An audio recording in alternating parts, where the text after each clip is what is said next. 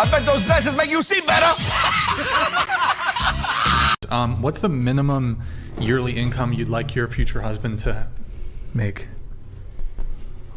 I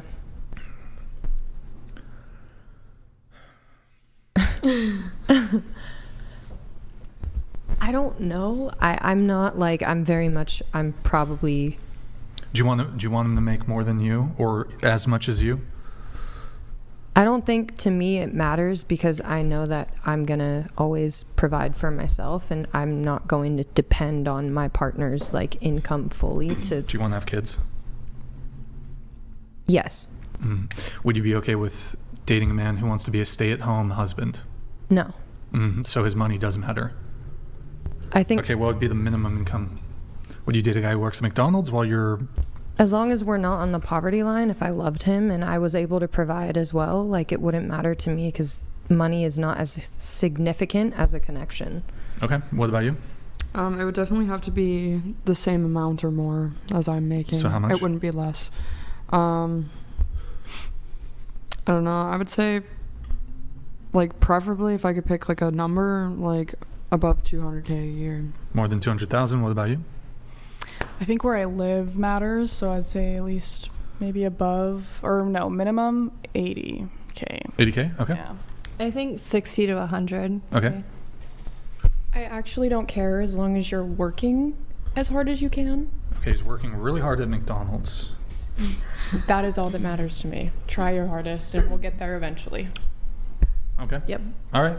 Around 6 figures, give or take. So 90 to 110? Yeah. Okay. What about you? A grown man. Probably You gotta like lower the mic or fix your posture. 6 figures. 6 figures. So what does that mean? That's either $100,000 or 999. Yeah, like minimum 100. Minimum 100,000. Okay. What about you? Doesn't matter. How much does your husband make? So if your husband stopped working, you'd be fine with it? Well, no, I mean, he has to work, but it doesn't matter. I don't have a requirement as to how much. Do you have kids? Or No. Do you want kids? Or? No. So Okay. it's a little different situation because we don't have kids. We both work. Okay. What about you? With the degree I'm supposed to be getting, like, in a couple of years or a year or whatever, however long it takes, I would want them to at least make half of what I make or more. So for an accountant, like when they start, it's like 90,000 or 80,000. So I would want them to make at least 40 to 50,000. Okay. What about you?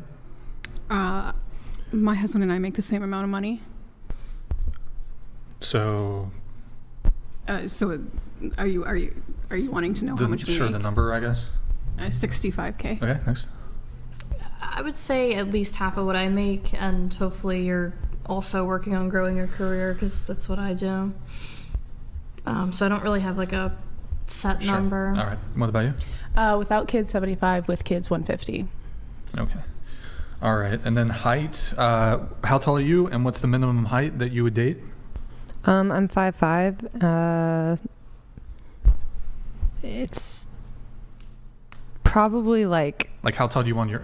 Let's not do minimum for you to date because you would maybe date a guy who's willing to take you to golf and stuff or whatever. Minimum height for your husband. Wait, what? Don't worry about it. Minimum height for golf? What? I'm golf confused. and stuff. Oh, I know what place Golf you're talking and about. stuff? That place is fun. It's a putt-putt place. Isn't it? It's a golf. Oh my God, do I have to... Conceivably, a woman would go on a date with a guy that she's not attracted to because the guy is offering her like a experience. Oh, let me take you to this concert that's your favorite musician. Okay, he's like a dwarf. You might go on a date with him. Does that make sense? No, I wouldn't because that's not my character. Like, if I'm not interested in... But could you conceive that a woman would go on a date with a guy that she's not attracted to because he's offering to take her to the Bahamas? Sure. Okay, so... Also, how would you feel if you hadn't eaten breakfast this morning? What? How would you feel if you hadn't eaten breakfast this morning? Hangry? Somebody answered it for her, so... Somebody whispered it. Okay, well, that would have been my answer regardless. How tall are you? And what would be the minimum height for, like, your future husband, the guy you're going to spend your life with? Okay, I'm 5'5", probably like 5'2". Okay. I don't really care about 5'2", height. okay. I'm 5'6", so he would have to be same height or taller. Okay. I'm 5'8", so I would prefer I don't know. I kind of want to wear heels if I could. So 5'10". Okay. What about you? I'm 5'10". I'd rather them be 5'11" or higher. Sure. I'm 5'5". I'd say 5'7", 5'8". Mm-hmm. Yeah, I'm 5'5", so taller than me, 5'8" and higher. I'm 5'9", so probably 5'10" or higher. I'm 5'7". Minimum would probably be 5'6", because that's my husband. He's a little shorter. Mm. I'm 4'11" and I love wearing heels, so I would want someone who probably is 5'4" or higher. I'm 5'7", and my preference would be 5'7" or above. Mm-hmm. I'm 5'3", and my preference would also be 5'3" or above. I'm 5'7", and my preference would be 5'10" or above. And then all y'all who are in relationships, how tall is your boyfriend? 6 foot. 6'1". 5'11". 5'6".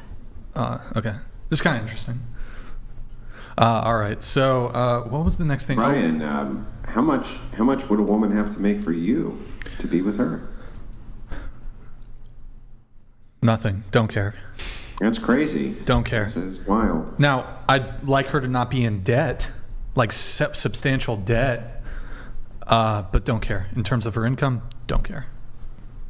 Man, that's weird. It's almost like... differences. It seems like you have really low standards, though. Surely you expect her to work and try her absolute best to make money, right, Brian? No, don't care. Don't care at all.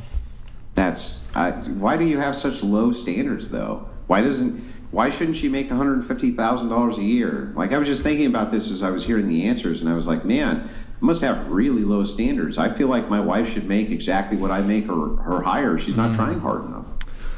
I don't think men prioritize that when it comes to attraction. It just doesn't matter.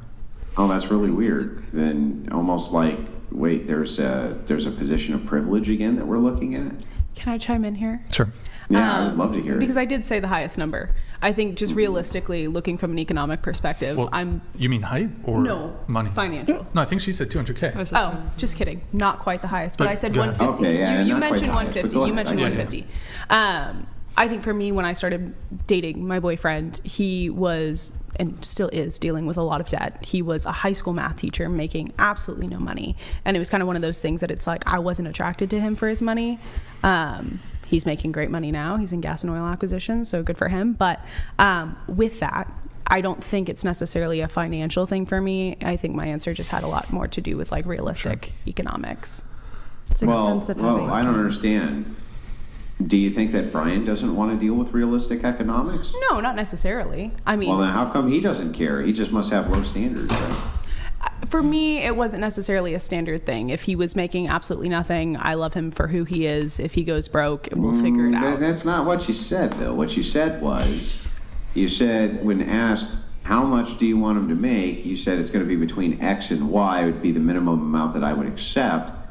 Otherwise not trying hard enough, essentially. But I think that there's a difference between wanting and needing. So I don't need him to make any money. Obviously, I would want him to make a financial input into our marriage and into our children. How much does a man need to make for you? And the answer was between X and Y. Interestingly enough, for Brian, the answer is 0.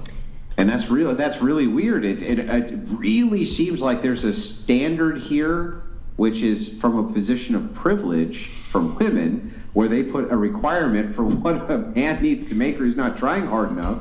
And yet when I ask the man, he says, I don't give a shit. That's just bizarre to me. Going back, though, because one of the questions that was asked was, would you marry somebody who wanted to be a stay-at-home dad? I would. Mm-hmm. And so that was a conversation with my boyfriend at the time. Yeah, but that's still a resource allocation thing, right? I'm still 100%. getting. So like Brian, for instance, I didn't ask him if there would be a requirement she was a stay-at-home mom. He just said flat out, no. There's no income requirement. Regardless of circumstance, no income requirement. So meaning, if she just wasn't having his kids, he still didn't give a shit if she made 0. That's really strange. That really seems like there's a standard here, which is really high for men and really low for women. That's all I'm saying. I think the standard for me, at least, just falls on the fact that if we need to be able to put a roof over our heads, I think going back to even what you said, Liz, okay. even if like just enough to get by. If we lived on a tent under a bridge and we loved each other, it didn't matter. It's just a matter of having a roof over our head and food in the fridge and being able to send our kids to school. And to be fair, the question was of preference, Correct. like not like a necessity. If that makes sense. Want versus need. Yeah. No, well, what was the question? I'm Can pretty anybody even tell me what the question was? Anybody?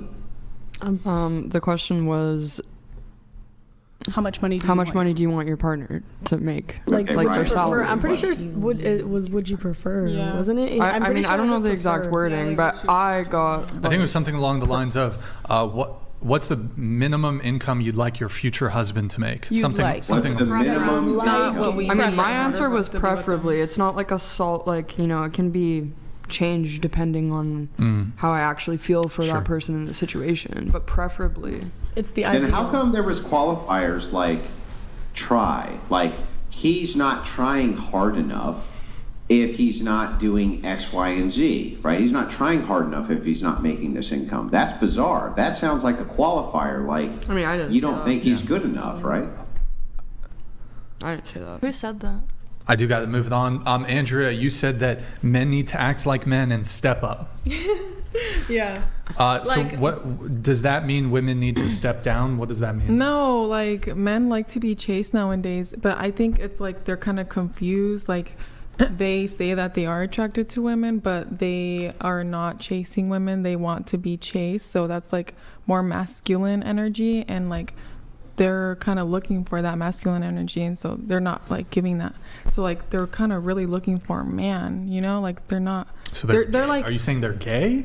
Or what? Like maybe they are gay, but they don't want to admit it, and so like they're going after these women and like, oh, let me contact like 5 women at once, like to distract himself that like, you know, that like maybe. Wait, so men who enjoy it if a woman pursues they're less masculine. Like, let's like they'll be like, oh, let's hang out. Okay, here's my address. Let me just try to get through things quickly here. What's up? Well, I hate to psychologize, but have you been with a guy who came out later as gay? No, I haven't.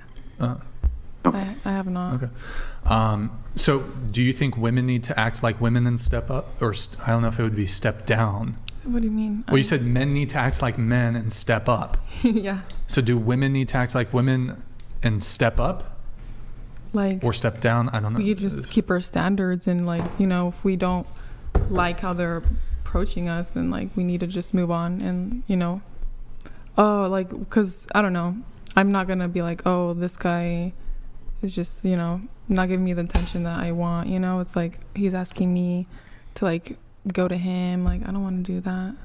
Like he needs to come to me, you know. Like you shouldn't be chasing a man. What if he's just not that into you?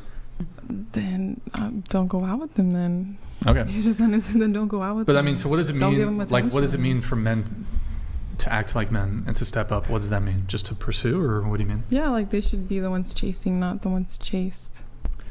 I don't know about chasing. I think maybe men should pursue. I don't know if they should be chasing. It's the same thing. I think it's different. Chasing is the girl, you've asked her out 7 times and I'm busy. I'm starting now. Pursuit is different than chase, I think. I mean, maybe to you it's the same, but. Okay, men should pursue, not be pursued. Okay. I'm not going to Brian, it actually occurs to me as I was sitting here pondering this, the last round of questions. I'm sorry to bring this back, but this is actually bothering me, so I'm going to bring it up. There is just a lot to get through. I know. There's Very a lot. quickly, though. Very quickly. I got to understand this. If you really thought it was about preference, why wouldn't you say millions of dollars or billions? If you honestly thought that the money thing was about preference, We said minimum. why wouldn't you Minimum. say? Why We wouldn't you didn't say I want what a man? the Hang on, hang most. on. We didn't say Let me max. finish the question. Let me finish the question. Why wouldn't you say, I want a man who's 6'5" and has millions Your question of is dollars? answered. Hang You on. said minimum. 6'5" Just is chill out before you start spurging. Why wouldn't you have said that if you really thought it was about preference? Because Why? it was minimum. The question was, how much money would you like him to make minimum? Yeah, if it was There's about your the answer. minimum, that was a preference. Why wouldn't you say millions? Because it's Because unrealistic. Who wouldn't prefer that as a minimum? Because I'm trying to also make sure that I get by and I'm not putting unrealistic standards on him. Yeah, but it's a preference. If you really thought it was a preference, why would you just say, I prefer at minimum $80 million? Like, who wouldn't prefer that? Because I'm not trying to put unrealistic expectations on It's because you didn't see it as a preference. That was cope, and it has to be cope, because otherwise everybody in the right mind would say my minimum preference, if it was just off what I preferred, would be $100 trillion. Right? Wouldn't everybody say that? No, I don't want that kind of money. I wouldn't either. You don't want that kind of money. No. Oh, okay. I feel like if you have too All right. money, I do. if you have too much money, you have nothing to work for. Yes. We get shamed, so. Wait, so question. So men need to act like men and step up. Okay. Do women need to step up and act like women, act like ladies? Well, I mean, if you're dating someone, like, and you're being like, I don't know, you're just seeing them, like, yeah, offer loyalty, like. So men need to be, minimum. but you're saying men need to be leaders, take initiative and stuff. Yeah, Okay. that's the bare minimum. So what if in a relationship you're dating a guy, your boyfriend, let's say you've been dating a year, he's like, I don't like how revealing you dress. Ooh. That has nothing to do with like a woman stepping up. Like if a girl wants to wear a dress, like that's not Wear a dress? What? I said if she's dressing in a revealing way and she's posting revealing photos on her Instagram, for Was example. she doing this from the get-go, or is it like... Yeah, like Sure, he I'll went say after she her. is. So that's what? why he went after her, though, because Not he necessarily. liked how she Not looked. necessarily. And she's not going to change. No, he just thought she was attractive, but now that he's in a, he acknowledges that Then you can't when you're in change a people. when you're single, and also perhaps when it comes to brainwashing. But now that he's in a relationship with you, and perhaps he's made a reassessment of like what's important to him. He's like, I don't like how she's dressing. Break up. Really? You think the Then relationship? you should go find someone that dresses Really? like, So you like wouldn't just to be? long But hold on. skirts and stuff, But he wants to stay with you, and he'll stay with you so long as Then you should dress suck more it up. modestly. Then suck it up, I guess. Oh, that's not you being. That's not really you following his lead. Then he's saying, "Hey, look, when you were single, you're acting like a single girl. You're going to the club, but now you're going to stop going to the club. You're going to stop dressing revealing. You're going to stop posting thirst traps on Instagram." I feel like, I don't know, like you shouldn't be with an insecure man. Why would that be insecure? Because like you're asking them to change like their clothes because they have. Would you date a guy cleavage. who wears a dress? I mean, if it looks nice on them, I don't Really? care. You'd go out in public and hold hands with a dude who's wearing a pink dress. Literally, like I wouldn't care. You wouldn't care. No, I you wouldn't. Care. That's ridiculous, bro. That's ridiculous. Literally, like No, I don't mind, sweetheart. No, would you hang on? Would you make sure it didn't get in a puddle? Would you hold it up when he crossed the street? You wouldn't want the dress to get wet. You know? Well, I mean, like they can wear whatever they want. I don't care. But why do y'all want us to lead? And if we lead and we're like, I'm not comfortable with how you're dressing, you want to be 50-50? Huh? That has like nothing to do with leading. Like you're just like wanting to change us. Like that. Here, pull up her Instagram. Pull up her Instagram. I said private What if chat. he had a pink bow in his hair to go with the dress? All right, here's her. Probably looks here, great scroll on down. her. So cute. Let's see Oh her my Instagram. God. She's a baddie. Okay.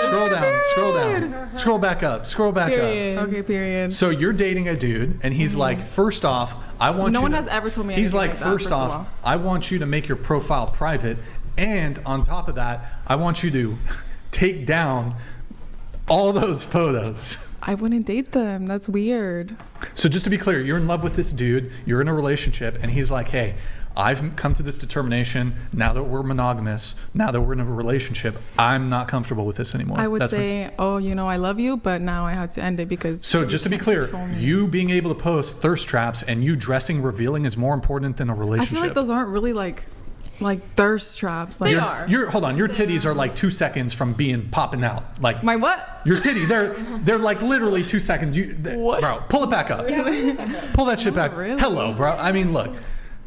I feel like, I don't know, since like I'm not really. Look, I'm not saying it's the craziest. Look bad. I'm not saying like it's maybe the craziest if I would, thing. like I had a big bust, but like I don't. Here, you had so something. it Go ahead. doesn't look bad. Asking a man to lead you and to step up as a man, but you are refusing to respect him. Right. Your respect is huge. It's not him trying to change you. It's you being a respectable woman for him as he's leading you.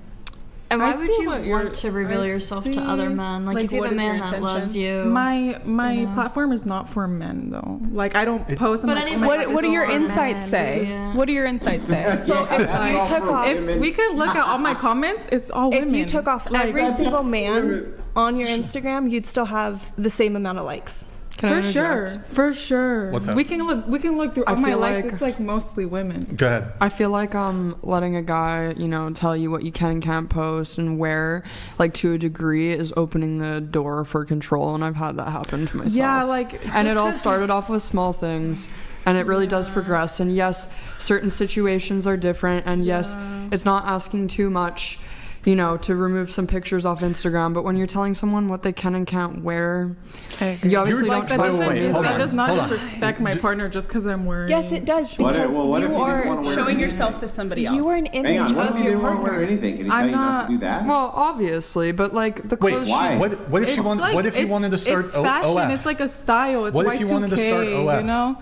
You guys need to learn the difference between control too. Like you're normalizing being controlled. No. I'm normalizing respecting my partner because at the end of the day, my body should be for him or for myself. Exclusive. Not for anybody that's because else. You're very conservative. Like that's okay. That's you. You're very Christian. That's you. That's okay. Do you want to relate? Like, do you want a husband? Okay, just because the way I dress, that does not mean I'm not gonna get a husband. I'm just saying in general. Yeah. I mean, you haven't had a boyfriend yet. And I'm 23. I'm not looking for a husband right now. I'm just living my life. You want a man to lead you. I shouldn't start looking like. Go ahead. You want a man to lead you and be a man, XYZ. You are an image of your man. At the end of the day, you represent your man. Mm-hmm. So you posting revealing pictures and XYZ and you're telling him to step up. I'm not gonna represent my man. I don't know. I just represent your man. By taking his last name, you represent your man. So, I honestly I don't know. Aren't these conversations? Are we talking dating or married? Aren't these conversations that you would have beforehand, right? You would have these and be like, "Hey, so would you expect me to change the way that I dress?" Because I have these conversations. Would you expect me to change the way that I dress? I'll answer that. First off, here's the reality: most men don't have leverage on the first date. Correct. Most men are not going to have the leverage to dictate anything to you because y'all are boss babe, independent, blah blah blah. Once you're in a relationship, though, if you respect his input, then I think he can start setting boundaries. You guys want to call it control, but literally all boundaries are a form of control. That's what a boundary is. Drawing lines around behaviors you don't want your partner to engage in. So prior to dating, if you're on the first, second, third date, maybe he had no problem with you engaging in what he considers single behavior. So it could be dressing revealing, posting thirst traps, going to the club, doing all this stuff. But once you started dating, he now wants you to act in a way that he thinks is consistent and commensurate with now being in a relationship. For example, when you're single, you could technically go fuck a bunch of different dudes. Mm-hmm. Now you're in a relationship, he's controlling you. I have a question. Is it controlling for your boyfriend to not want you to fuck other men in a relationship? But the thing is that they approached me knowing how I dress and everything, so that makes no sense to try to change. I'll agree with you on and this. And it's the guys that I want you to dress covered up because I don't want other men looking at you the way I look at you. It's that's insecure. But now you're looking at other women how I used to dress. Just you're respecting your man, but your man is not respecting you.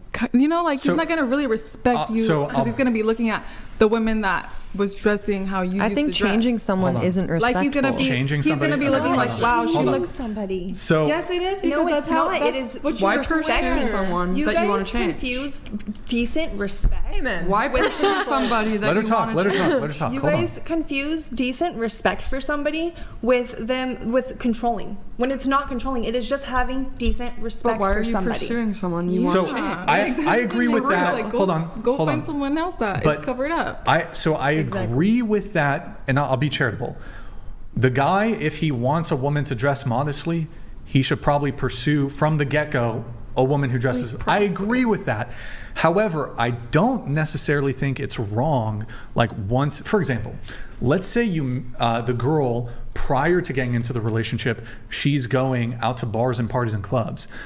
I think yes, you do have to change I that think it's lifestyle not an unreasonable. in order to be like with But wouldn't you apply that? Like, I don't think it's an unreasonable expectation. clothes and a lifestyle like.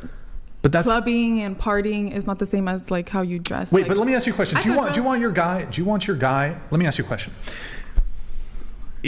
Maybe you've had this experience. What about a guy who's liking other women's photos on Instagram? Yes, is that a problem? that's exactly is that a what problem? they're doing. Is it a problem for you? Yeah, that is weird. Oh, but why would you date him knowing that he was doing that? But that's sending signals. No, it's not. Yeah, a guy liking. No. Well, I mean, we're doing the same skimpy. thing. We're liking other guys' pictures, but you change your ways. Yeah, but you're not liking half naked photos of men on the internet. Yes, I can. Yes, I can. Yeah, like if they have a good different issue entirely. But it's like a Calvin Klein. Would you? Yeah, be, literally, would it's you like be, whatever is popping up on my For You page. Question. Someone's taking beach pictures. I think they look good. Okay, question. I'm gonna like it. If you meet a guy and he's watching a bunch of porn, I'm not gonna date that. How would you know? How would you? You wouldn't ask even them. know. Do you watch? So you and would. if they say yes, then okay, then you keep your boundary, and then you Really? you don't pursue that. Yes, because that's weird. You Why wouldn't would date. you like date You wouldn't date a guy who watches watches porn. I mean, that's fine. No, I wouldn't. Oh, why not? Because like. Because I don't know, like, why? If they're gonna continue to watch porn while we're like in a relationship, it's just like Okay, if why she's are you gonna watching continue, other naked if she's gonna women? continue dressing revealing in the relationship, That has nothing to do with case by fucking. case. That how has about nothing fine? to do with fucking. I'll bring it back down. One sec. I'll bring it back down. I'll bring it back down. Dressing has A nothing guy to do who with likes penetration. a guy who likes a girl's Instagram photos that are similar to yours, so it's like, I don't know, kind of revealing or whatever. Would you not be okay with that? No, I wouldn't be okay with that. Why not? What? Why Who are they you liking to other girls' dictate at the beginning of the relationship? Like if you're on the first date with a guy and he's like Very controlling. I can't. That's super controlling.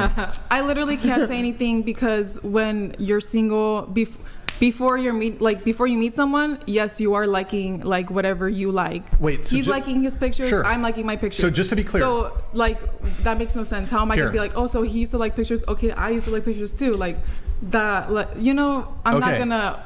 But this seems hold to a be a grudge. complaint that I hear more so from women than I hear from men. Women are like, oh my God, I'm dating this guy, but he's liking this other chick's, like some IG model, whatever, her photos. Mm-hmm. I hear this complaint pretty frequently. Oh, why is he following her? Whatever it is.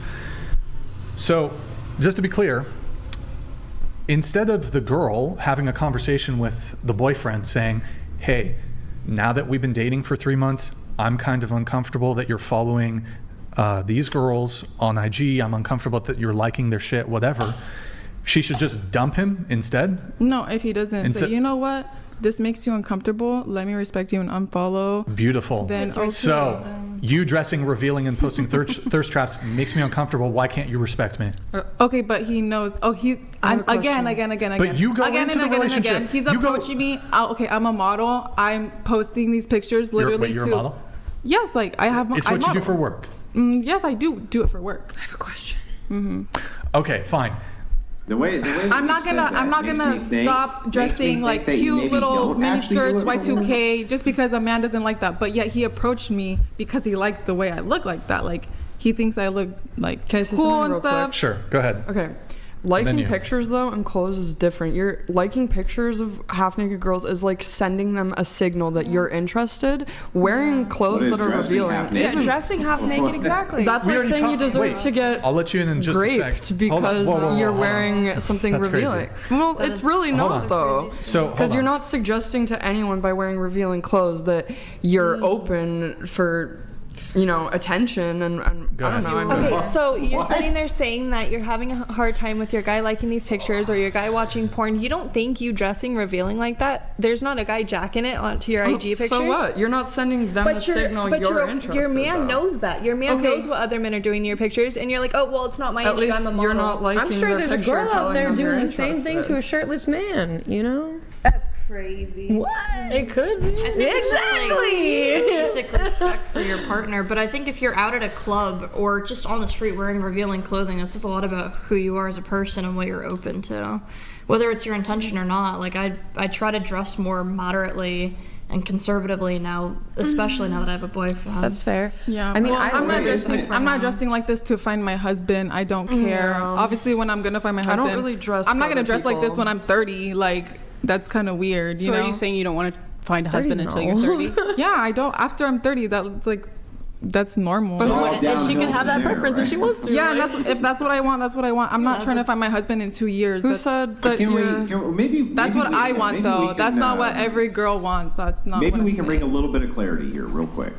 Who here doesn't want to be in a controlling relationship? Raise your hand. Like everybody. Well, I mean, what is your definition? What is your definition of controlling? Hang on. Obviously, I'll explain. switching clothes. Hang on. I'll explain. If you just chill out for 2 seconds, I'll explain. I think that all relationships are controlling. That the nature of relationships with people are by definition controlling. That's fair. Yeah. And let me explain. I like my tacos with no fucking lettuce. My wife puts lettuce on those fucking tacos, there's going to be hell to pay, right? And I like extra fire sauce. Now, here's the thing. Oh, you're talking about Taco Bell. It's definitely an imposition. No sidebar. But anyway, it's definitely an imposition on her to make the tacos with no lettuce for me when everybody else in the house likes the tacos with lettuce, right? It's a form of control. I'm controlling her behavior. She ordinarily wouldn't make the tacos with lettuce. In the case with me, she makes them without lettuce, doing something which she's at first doing normally, right, for me. That's a form of control. Basically, everything in relationships is a form of control. Everything. We're just talking about thresholds, right? Mm-hmm. Isn't that really what we're talking about? It's just a threshold for control. So if that's the case, then all Brian's pointing out here is like, look, it's very controlling if you say, if a man goes and clicks on a woman's profile and leaves a like, right, you're trying to enforce a form of control. I don't like this behavior. He likes it, right? But you don't like it, so you're controlling his behavior. He's doing the exact same thing when it comes to clothes. How's that not exactly the same thing? You're still trying to control behavior no matter what. I disagree, but I'm out of the conversation. I'm just confused though. Like, couldn't you say that, like, he's liking one woman's photo? Maybe it's a couple different women's photo. That's literally sending them the signal that you're interested, though, by Not if they liking have their. a million followers. Like, Why don't you trust him? Why don't you trust if your whole following list is a bunch of like Instagram girls half naked and he's liking their pictures all the time, come on. Yeah, he has less of a chance with them than you do dressing revealing and going to the club. He's still like sending that signal to them that he's interested in. But you guys are the posting thirst traps thing is like the. I mean, it's I the only mirror. post thirst traps What for are thirst business, traps to you, though? financial reasons. Like a revealing photo. Like a revealing I can't photo. speak on Bikini that. pictures or Yeah. something? Sure, bikini photo. Sure. What? Sorry. Now look, it could be like a certain pose, like you're the ass out. The ass out photo, that could be. Look, and by the way, I don't think your photos are that crazy or anything, but. No, yeah, Well, to they're get literally this right, not. let me get this right to you, Chair 2. If your man was liking the pictures that the gal in pink had up that we just saw, okay? Her pictures you would aren't tell that him, bad. You would tell him not to do that? No, her picture. There's nothing wrong with her pictures. There's way worse pictures out So there. he can like those pictures? That would Yeah, bother you? I mean, most girls post pictures like that. So it's not uncommon. Wait, going to you, if your boyfriend was liking another girl's photos that were like yours, you'd be cool with it?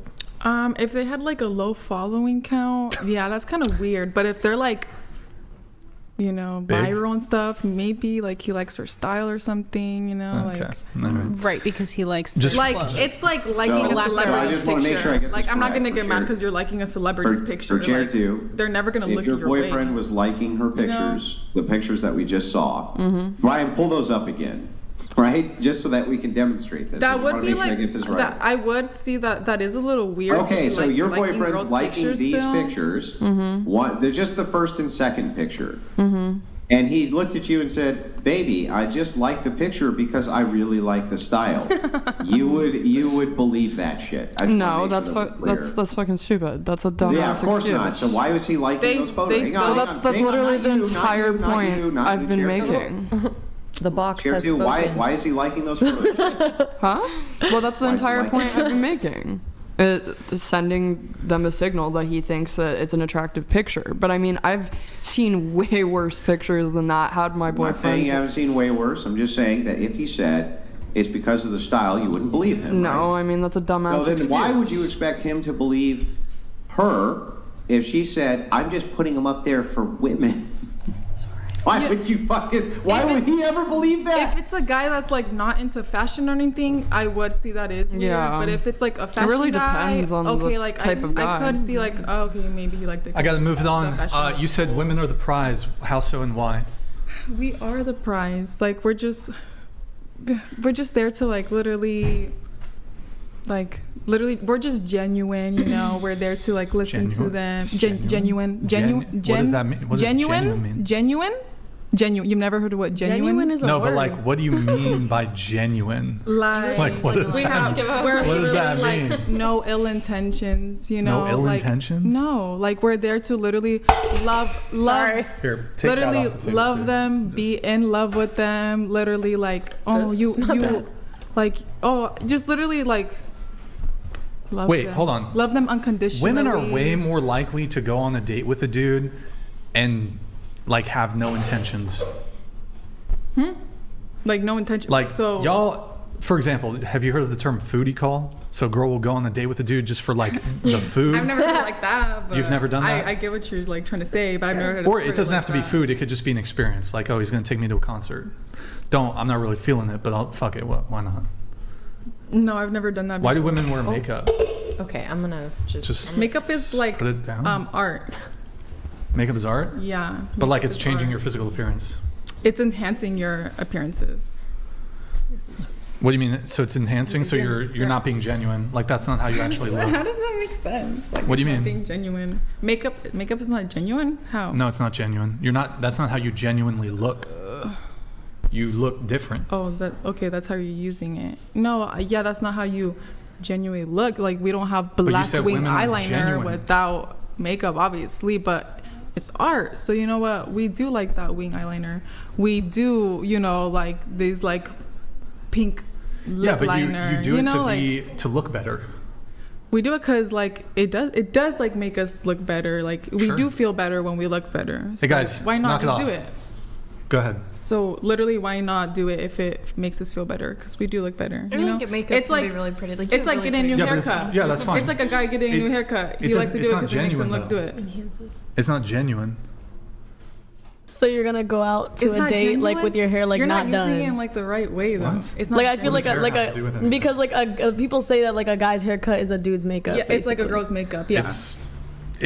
If you never heard that, Yeah, now women you can have. do their hair too, though. Typically, it's not socially tolerated, especially in a romantic context, for men to wear makeup. But now we're comparing. So like a guy's haircut is like the same as a girl. No, doing her trust makeup. me, it definitely Oh, isn't. trust me, it is. Trust me, it definitely Trust me, isn't. a guy's haircut literally makes a difference. Well, now I'm gonna use your I'm not logic so that we arguing, can use hold on. like analogies. if you were to shave your whole head right now, you would look way different. But I'm if you not were to grow out arguing. your whole hair and like grow it long, you're not gonna look. Do- like- Sure, but that would hold apply on. to you too. Do you actually if you shave think- your head, you would look maybe different. maybe you will look less attractive with your hair. Yeah, I bald. agree Maybe with you. will look Hold more on. attractive. I agree with you that a man's haircut has an impact on his attractiveness. Yeah, it is I don't like- think it's the same order of magnitude that the difference makes when it comes to makeup. Yeah, I definitely feel like it does. Like, they do look different with the haircut. Like everything. Yes, I agree that they look different. But we would agree that that's the same with women, that women with a haircut will look different. Just like men will look different with a haircut. For instance, you said, Brian, if I shave you bald, you're going to look way different. I totally agree. However, if I shaved you bald, you're going to look totally different. The advantage that you have is that women look good with hang on. both short and long hair. 1 second. Calm down. 1 second. The difference is that your makeup. That was a really shitty remark. That wasn't very nice. Well, Anyway, your response wasn't nice either. what did I say that was not nice? You don't approach. But hold on. No, you don't do that. Well, how do you do it when somebody cuts you off? Just let them talk, and when they're done talking, then you can talk. Just be like, okay, like. Yeah, I know, but I wasn't done talking. Okay, hold on. No. So wait. Let me go. You see, that's not nice, is it? I'm sorry, I just let you go again. Here, I'm going to bring it back on topic. No, anyway, so back to this. Hold on. I just want to know the simple answer to the question, which is, don't you think that you still would have an advantage if you were shaved bald and had makeup, and Brian would have less of an advantage if he was shaved bald and did not have it? Yeah, we do, because I feel like women are just more attractive than men, period. You see, you could have just answered the question instead of having a shitty attitude. And then everything would I'm have been just matching fine. your energy. Here, I'm going to bring it back. Women are the prize. Why? If you think my energy is shitty, you're shitty. Stop. Women are the prize. Why? I'm asking you. I already said it, so you heard it. You said women are genuine. Okay, how's that make them the prize? And they're not. They wear makeup. So they're not. Y'all ain't genuine. Being genuine has nothing to do with Yes, it your does. physical Yes, it does. Yes, it does. Like, it has everything to do with it. No, it doesn't. Hold on. Who cares more about looks, men or women? Men do. Oh, okay. And you're changing something about your face. Do you think men care about women's face? Men do care about looks. I think women care more because of how you guys affect us. You make us not feel as attractive without makeup. Oh, it's all men's fault. No. Hold up. So, so just to be clear, you're going to go ahead and grant that men care a lot about physical looks. You are warping that initial impression. The reality is, when it comes to looks, you can't get beyond really anywhere unless the person's attracted to you. Really. And looks is a major component of that. I think women care about looks a bunch, but men definitely care a lot about looks. Yeah, and you're putting on a literal facade. Now look, some women wear minimum makeup, some women wear none. It's a facade. You wouldn't wear it if it didn't make you look better. Now maybe it's the case that a man would date you regardless, whether you have the makeup or you don't, but there are some women who do some like insane transformations to the point where that dude wouldn't deal with you if you didn't look like that with the makeup. Damien, pull up that makeup tab on the Twitter. It's one of the first Twitter ones it's old. Yeah. You got it? Yeah. There's a whole bunch of makeup things we can pull up. I'm telling you, there's a lot of dudes who ain't dealing with the girl on the left, but they're dealing with the girl on the right. Like, I think that's edited. Her face is smaller. Yeah, that's definitely it's a different angle. No, her face is it's less definitely wide. Edited. Yeah, it's like it's a different photo. Well, yeah, but look at how big her face is. Here, okay, on the right. Damien, pull up the Discord. Go to the makeup tab. I mean, I see what you're saying. If you guys disagree that makeup changes your physical appearance, I don't disagree. No, but that was nobody agree. Makeup tab. Makeup time? Discord. You got it? Pull it up. Fake up, yes. If you're completely changing your looks, yeah, it's a problem. But let's see here. Which one do I want to pick? Scroll up. Which one do we But pick? yeah, even if they look different without it, they're still gonna put it on, so it's like it's still gonna be scroll put on. Scroll down. I'm trying to think of this number 8. Circumcision. What? Chill out, man. I was just reading a word. But the thing is, like, but I'm telling you that there are dudes who would not date the girl on the left, but they would date the girl on the right. Okay, that's what. And I'm not saying all women put on that full glam like that. I don't know if that's full glam, but it's full glam. So, X out that. Let's see another one. I'm just saying it's not genuine. Like if men lied about, I mean they do.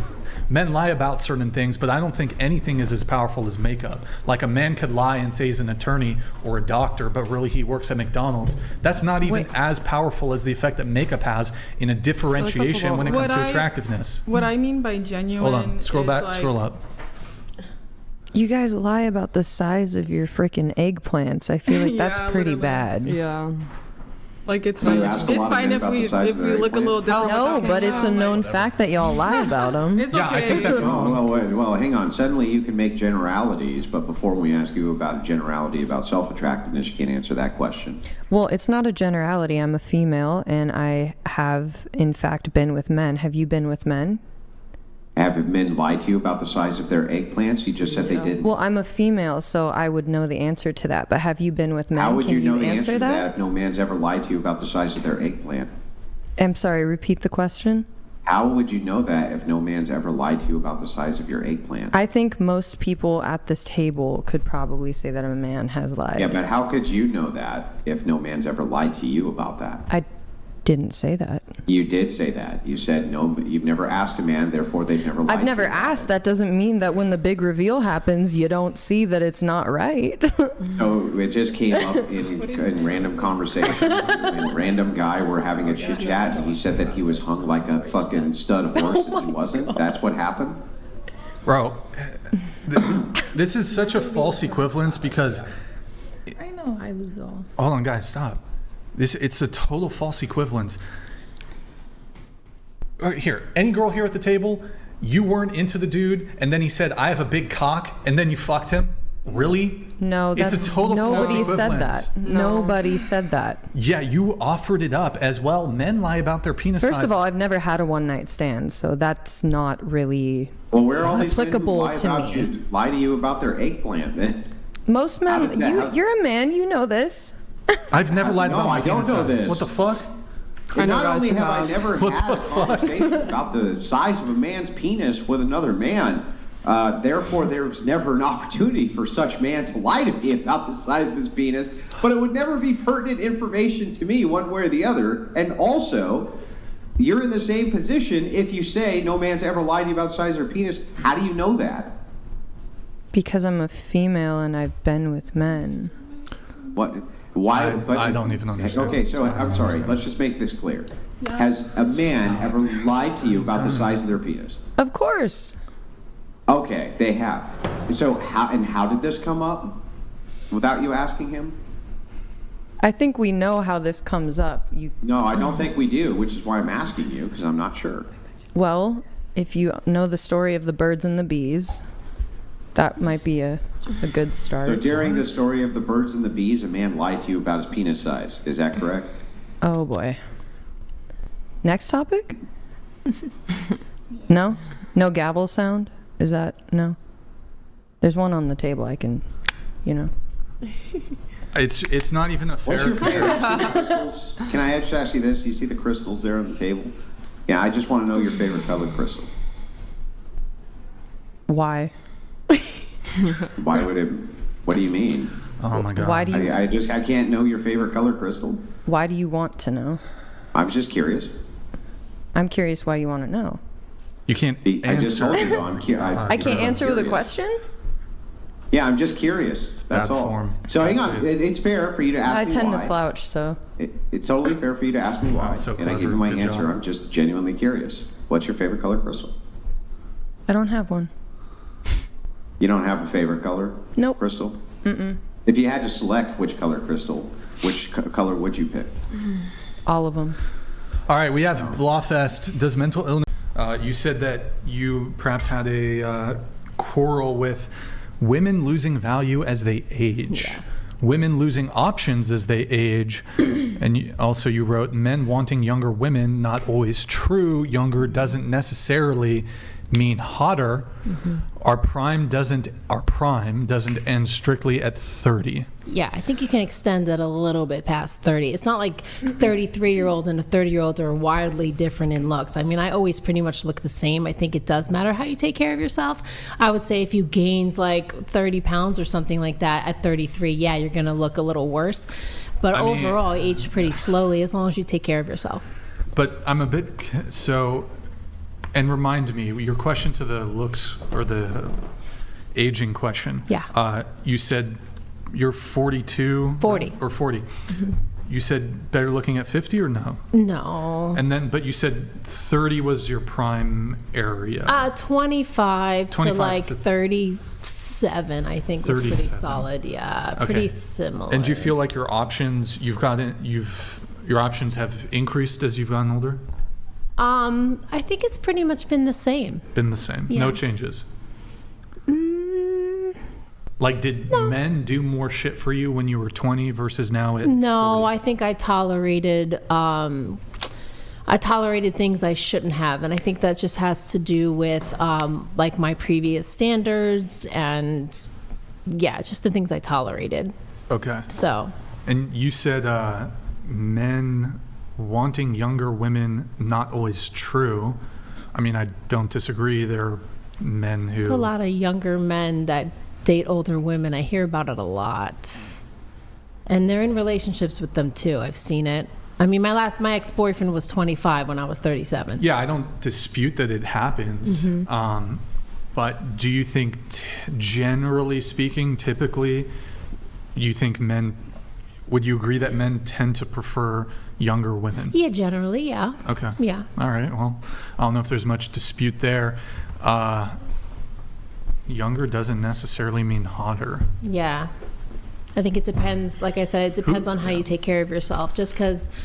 Can I ask you a question though? Yeah. Like, when it comes to like the biological reality of having kids, though. Yeah. Even if we just remove looks from it, don't you think men are gonna make it? Like, if you're a 40-year-old guy who wants to have kids, don't you think he's more likely to try to pursue like a woman in her early 30s or late 20s when it comes to kids? Maybe. You can still have kids at 40, just to be clear. But the fertility, like, it does start decreasing. It does. I think it depends. I don't know. I don't know what men are thinking. I don't know if they look at me and think, oh, she probably can't have kids. I don't know if they're making that assumption. I've never heard that before. I don't think they would say it to your face, yeah, so I don't really know. Well, they're not going to assume things that way. Right. So this is not it's not a thing which we're mentally going through. The idea is just, when you're talking about attraction, youthful features are obviously going to be more attractive because that's correlated with fertility. That's exactly why you would understand attraction to be the way it was. Obviously, from even an evolutionary standpoint, we wouldn't be attracted to things that we didn't want to reproduce with, right? That wouldn't make any sense. So if men are looking at younger women as being more attractive, likely it's tied into fertility, right? That makes sense. That might be. We're not like cognitively doing it. In other words. Yeah, like it's like a it's not a conscious thing. Right. It's just kind of like, yeah. But what I'm saying is, like, just because you're 22 doesn't necessarily mean you're automatically hot. Not everyone's good looking. You can be an ugly 22-year-old man or woman. But we would make the concession here that that is indeed true. Right. That not every 22-year-old is hot. Right. But can you make the concession that there's a hell of a lot more hot 22-year-olds than there are 42-year-olds? Probably. Yeah, then we're not even arguing anything at this point, right? You're just essentially saying that youthful fertility is attractive to men.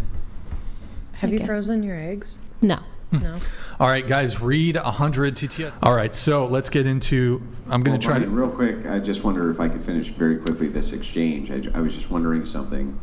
There's a theory which is out there because you and I were just discussing younger women versus older women, and you said, not necessarily do I think that men would be going after the younger woman over the older woman.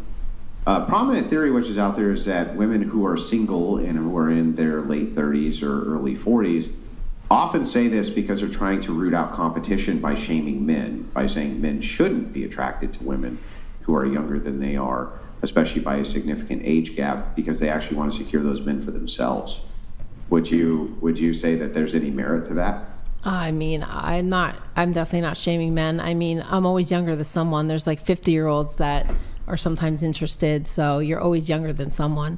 I'm not shaming men for liking younger women at all. Yeah, but I mean, you don't see a problem with that, right? Like with what?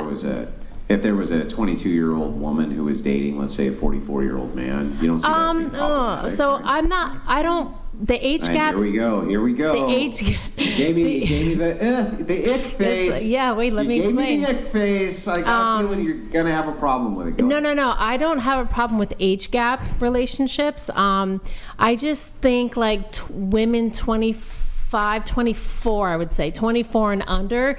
I think it's a little creepy when men in their 40s are going for like a 20-year-old. I think that. What about men in their 30s? So hang on. 30s? What you just said was. 30s is a little better. Was you did shaming of men. Huh? So what you literally just contradicted yourself because you're shaming men. You're saying if men go after women who are, let's say they're 44, they go after a woman who's 24, right? Yeah. That's within your criteria. Mm-hmm. They're 20 years younger. You are now shaming those men. You say because that's creepy. Extreme. Listen to the word. Hang on. Here's the verb. It's creepy, right? Why shouldn't we assume that the reason that you think that is because if women or if men who are in that age bracket who would be a prime target for you, you're just super jealous that they're going for the 24-year-old? Why shouldn't that be assumed? No, definitely not jealous. I think that women that young. And what makes it creepy? Because I think women that young are very vulnerable and naive. They don't know how to look for red flags. They don't know how to discern. And I think they're very prone and vulnerable to being taken advantage of, especially by an older man. And I've seen it before. Hang on, at one point at a time. My counter to your first point is that I don't think 40-year-old women do any better. I don't think 40-year-old single women do any better when it comes to singling out red flags and this. Or they wouldn't be single to begin with. No, yes. I'm much better at discerning red flags now than I was when I was younger. That's then for sure. Why would the 24-year-old be able to secure a man and secure his assets when the 40-year-old single woman has not been able to if they're so great at figuring out what's a red flag and what isn't? How do you know there's a 24-year-old that secured a 40-something-year-old man? Like, what? Because it's entailed in the hypothetical. Single 40-year-old women upset because 40-year-old man going out with 24-year-old woman. This means 24-year-old woman has secured man. You say, no, I just think it's creepy because she can't make the decisions on red flags. But it's like, but then why would you be single at 40 if you could? Because there's not enough men that are mentally mature enough. And I haven't found a man that doesn't have any sort of toxicity or emotional immaturity. If they're not mentally mature enough, then shouldn't they be with younger, more immature women? Yeah, sure. Okay. But not 44-year-olds. Well, wait, what? That makes no sense.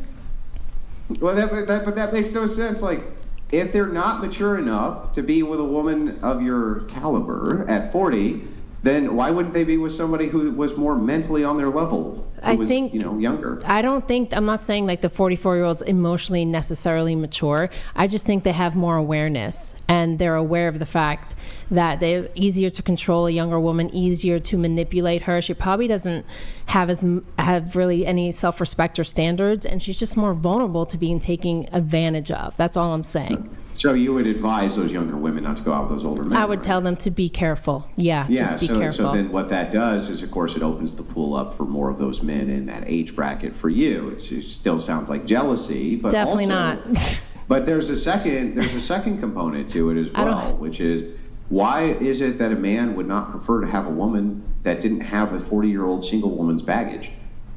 What baggage do I have? I'm never married. I don't have any kids, no divorces. I'm not talking about you specifically. We're talking about a hypothetical 40-year-old woman, not you. Why would a 40-something-year-old want? You're saying why? Well, here, I'll explain. Yeah. You agree with me, the older you get, the more baggage you end up with, right? Typically, right? So then why would it not stand to reason that if a man could secure a young, very fertile woman, and she didn't have a lot of baggage, that would be preferable to an older woman who was not as fertile and had a lot of it? Yeah, I mean, if it's your preference. If you want someone who doesn't have kids, then find someone that doesn't have kids. I mean, I don't disagree with that. I just think the age gap of like 20 years is pushing it on any end. Like a 60-year-old with a 40-year-old, like me with a 60-year-old, I think that's pushing it. But I thought the 40-year-old knew how to identify all the red flags. They do. I just think it's extremely... Then what would be the problem with her getting a 60-year-old? Clearly, there couldn't be very many red flags. What do you have in common with a 60-year-old? That's your whole objection, right? What do you have in common with a 60-year-old? I just think that you're not on the same... What does anybody have in common with anybody? You know what? It's not really on the funny. same page. Women bring this up a lot, right? They bring up the idea of like, what do you have in common with X? I sat down with my wife the other day, and you know what's really funny? I've been married to her for an awful long time. We don't fucking hardly have shit in common. Like, I play video games all the time, right? And like, I like to play Red Dead Redemption 2, where I'll go around and I'll like grab the feminist and I'll drag her on the train tracks and let a train hit her. You know what I mean? And then I'll pull out double 6-shooters and just unload them into that like feminist corpse in the game, right? My wife doesn't like that shit. And you know what else she does? She does her nails all the time. And you know what? I don't do nails, and I don't give a shit about nails. And she'll talk to me about it. She'll be like, what do you think of my nails? I don't fucking care about your nails. I don't give a shit, right? In fact, the more we started going through it, we realized, actually, we don't really have all that much in common. ultimately? So- Why is that even a problem? I think that when you're like 20 years age gap on either side, like women going for like a older man or a man going for a younger woman, I think there's like an agenda at hand. I just don't think it's authentic. I think there's an Yeah, agenda. I think there is an agenda at hand. I think that she probably likes him because he's distinguished And has probably money. has a lot of resources, Right. and he likes her because she's young and fertile. What does that have to do with stuff in common, though? Like, what does that have to do with stuff in common? Like, when you really think about it, what do you have in common with most men? Well, Like, here, let me give you an example. Can you tell me, what's a jigsaw? What is it? I think it's a tool. Yeah, what does it do? It probably slices Yeah. something. Yeah, like no idea, right? No, like no clue. We don't need to have. If you had to hang on, just a real quick question, right? When it came to a pistol, let's say just like a normal semi-automatic handgun, could you actually walk me through the process of loading it? Yes. Yeah, I have one. Go ahead, walk me through the process. You put it in like the little mag. You put the bullets in, and you push them down, and you put the next bullet in, and you do it, and until you're to the top, and then you push it in, and there you go. And there you go. I know how to load a handgun. You got it. Yeah, I mean, you got this down pat, right? But that's, what about the fact, like, can you tell me what your favorite war movie is? No, I don't think. No, I don't think right, that. right. No, because you don't have fucking shit in common with men. You got nothing in common with men. Nothing. On the commonality thing. Last one. I just think you're in different places in your life. Like young girls probably still want to party, not have a family. So what's a 40-something doing starting a family with a 20-something-year-old? I mean, some of what's them. he doing starting it with a 40-year-old when she doesn't watch war movies and he loves them? She don't talk about Rome. Things like that don't really matter. She don't though. talk about history and loves history. That doesn't. She doesn't play video games. He loves video games. What the fuck do they have in common? That those little things are not important enough. Well, then what is the thing? What is the commonality that we're looking for here? What are the things in common that are so meaningful that a 40-year-old's going to have with a 40-year-old man that a 25-year-old woman's not? What is it? I just think it's too big. Right? No, give me the thing. You said commonality. Answer the question. What is it? I just think you're different places in your life. Yeah, you have different interests in how you want to live your life. And you got to answer his question. I think the young women are not going to want to settle down. Yeah, some of them do. Answer his Some question. do. Answer his question. Just said lifestyle. I'll give you my question again. Lifestyle. What is actually the thing we're looking for that's a commonality between two 40-year-old people versus a 40-year-old man with a 25-year-old woman? What is the thing that the 40-year-old woman's going to have in common when the 25-year-old isn't? What is that thing? I just think they have more. I just think they're a little bit wiser and more intelligent, have more life So what's experience. the thing they have in common, though? That the 40-year-old hang on. Like, what's the thing the 40-year-old's going to have in common with him? The 25-year-old's not. What is that thing? just the ability to have a mature and insightful and deep conversation.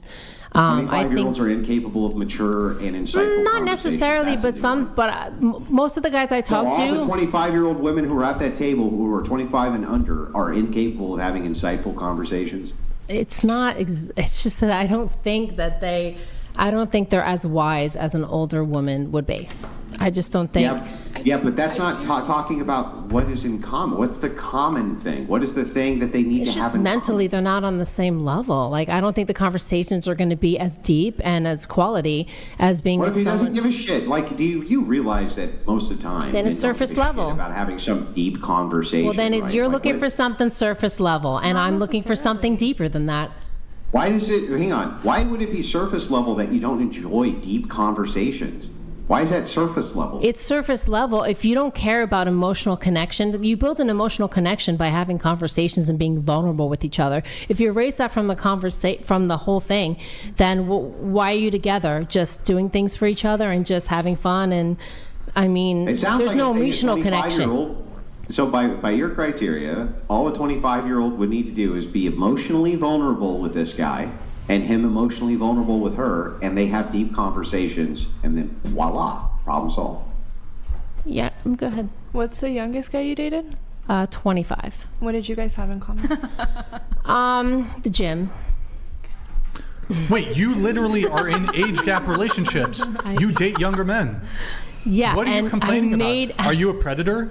Are you grooming the younger men? No, because that wasn't. I said if it's 20 years, that's an extreme. Oh, okay. 12 years is not. I don't see a problem with 12 years. So wait, it's because you're engaged in one that's 12 years, right? I'm that's not engaged in one, isn't it? I'm not engaged awful in one. Convenient that you draw the threshold.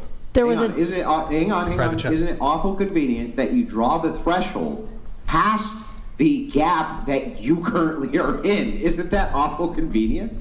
No. 20 years is pretty extreme. I said 20 years is extreme. It's really not. Well, wait a second.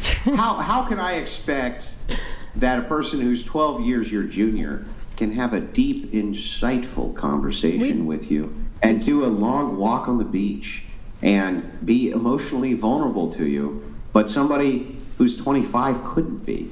Why? Why should I assume that? We had some pretty good conversations, but ultimately I didn't think he was mentally mature enough. He was angry, and he just was unhealed, is what I noticed. Literally all the arguments that you forwarded could just be forwarded towards your relationship.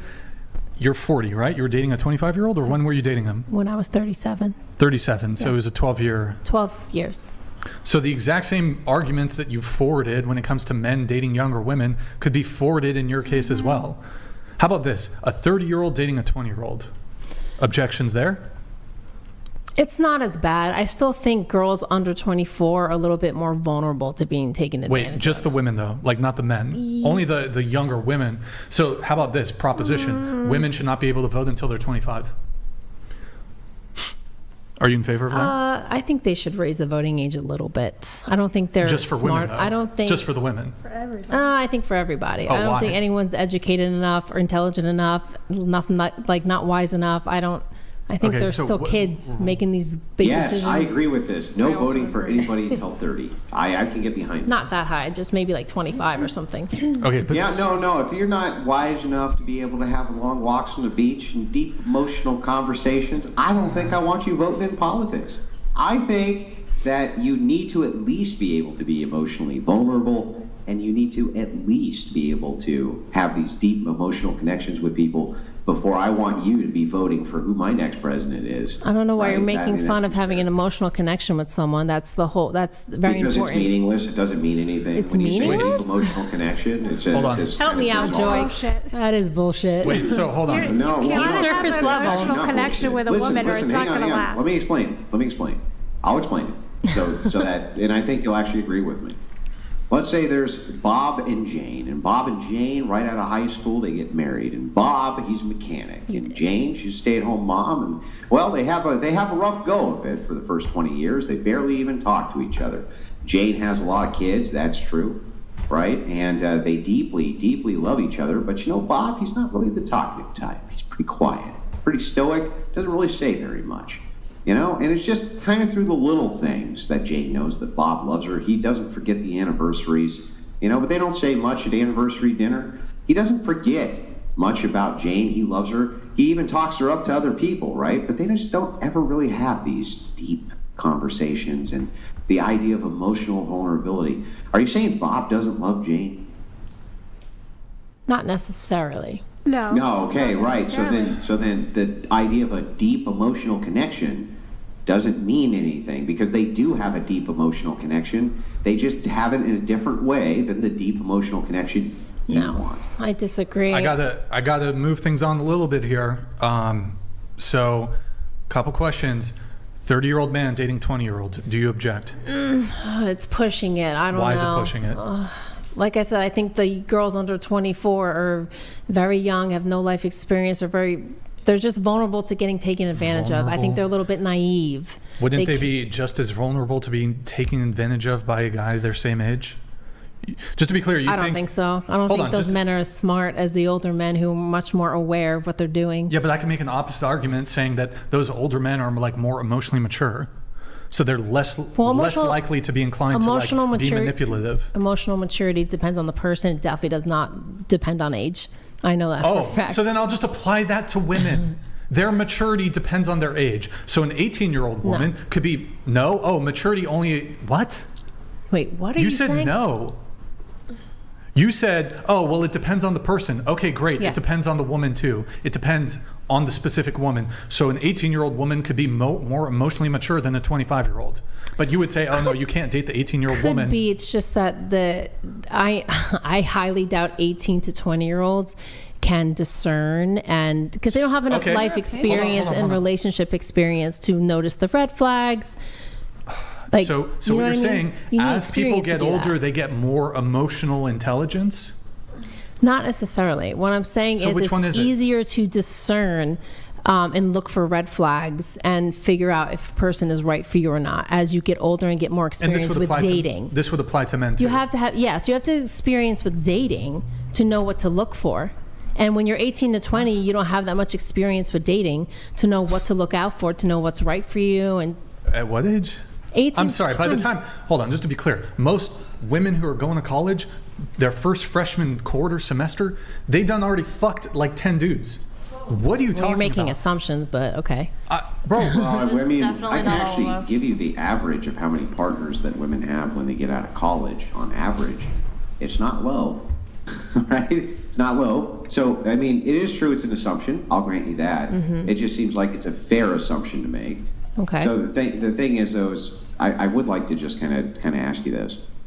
Let's say Bob meets Jane, and this time Jane's 25, Bob's 40. Okay. And Bob really, really loves Jane. And here's why he loves her. He loves her because she doesn't have a lot of baggage, and she's beautiful, and she really doesn't say very much or challenge his authority. Is Bob a predator? No, I said 24 and under, so I don't see a problem with a man. Okay, she's 24. She's 24, and he is 44.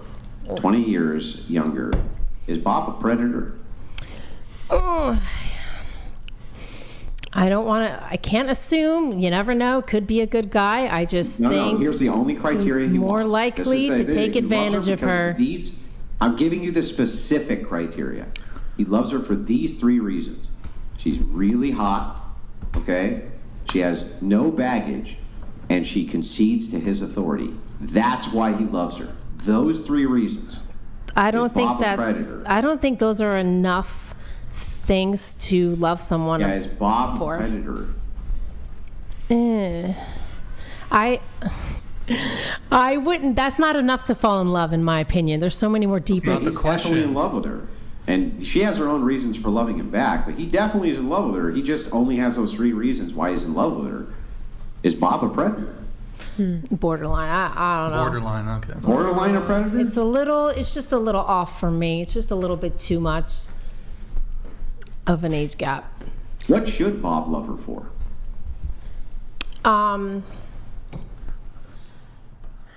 I think I believe in developing an emotional connection, and I believe that when you fall in love with someone, when you are vulnerable with each other and you learn about each other and you love them through their flaws. What should Bob love her for? So he has an emotional connection the same way that you're talking about. It's just that through this emotional connection, he's discovered he really just loves her for those 3 reasons. What should Bob love her for instead of those 3 things? What should Bob character? Love her for? Is she a supportive wife? Is she loyal? Does she take care of him? Is she, did I say supportive? Like, it's just. What if she's none of those things? It's not just about looks. It's not just about looks. Well, wait, if what if she's really not any of those things and Bob still loves her? How could Bob be wrong about who Bob loves? Well, it's hypothetical. I don't know. I don't. Right. The thing is like, the criteria becomes very arbitrary very quickly when you're talking about why you fall in love with a person, right? It becomes very arbitrary, very made up, very kind of just by whatever our own intuition is. If Bob actually loves this woman, why does it fucking matter why? I just think those are superficial reasons to fall in love. Like, I don't think that's true love. I don't think that's. Would you date a guy who's shorter than you? Isn't anything a superficial reason? I have dated guys who are short. I'm sorry. Roll that back. Shorter than me? No, I'm 5'5". No, that's too short. Hold on. Isn't that superficial? That's too short. Would you date a guy who's shorter than you? And shorter than me? No, I'm 5'5". Oh, okay, that's really superficial. I'm not in love with him, though. Huh? I'm not in love with him, though. What if you were, What? though? What? You don't have to be in love with someone to go out with them. You don't even know them yet. You have to get to know them. So would I go out with someone? Would you marry a guy who's shorter than you? No, because I wouldn't even go out with a guy who's shorter than me. Okay, that's superficial. I wouldn't be attracted Cool. to them. What's wrong with that? Okay, you're superficial. So? Whatever you find attractive is what you find attractive. Okay, so what if a guy is attracted to younger women? You can be attracted to younger women, but to fall in love with someone based on their looks is not that superficial. Hold on. So just to be clear, it's totally okay to just fuck a young woman and never talk to her again, but if you want to have a long-term monogamous relationship and marry her, that's predatory? That's out of line, man. That's out of line. You can fuck her and never talk to her again. I didn't say it was okay to fuck her either. But hold on, you're making a distinction as to if you just date them, that's okay. So wait, you're not? What? So it's not okay for a 24-year-old woman to fuck a 40-year-old man if she wants to? I mean, it's legal. It's legal. I just think it should be illegal though? No, I don't think it should be. Because then he would be a predator. I don't think it should be illegal. He's going to jail. No. She's over the age of 18. I don't think it should be illegal. Is he doing it's just weird. Wrong? It's just weird. It's just weird. It's weird, It's Andrew. just weird. You know what's weird? You won't date a guy who's shorter than you. That's weird. That's really. I don't find that attractive. Well, when you're looking for attractiveness, it is kind of superficial. Yeah, whatever you find attractive, it is. You're basing it on looks, yes. But you're saying you're in love with someone because they're hot. That's superficial. That's not love. That's what he said. No, he gave other criteria. And they were surface level. They were surface level. She's submissive. Can That's like. Hang on. I'll just grant it. Sure, he just is totally in love with her because she's hot. What the fuck is wrong with that? That's not love. Why, you don't fall in love with someone. Wait, you get to determine what love is? You don't fall in love with someone. Love? Okay, but you're saying that you are. You're saying. No, I'm not. I'm just saying in the hypothetical, he does love her, right? But he's in love with her.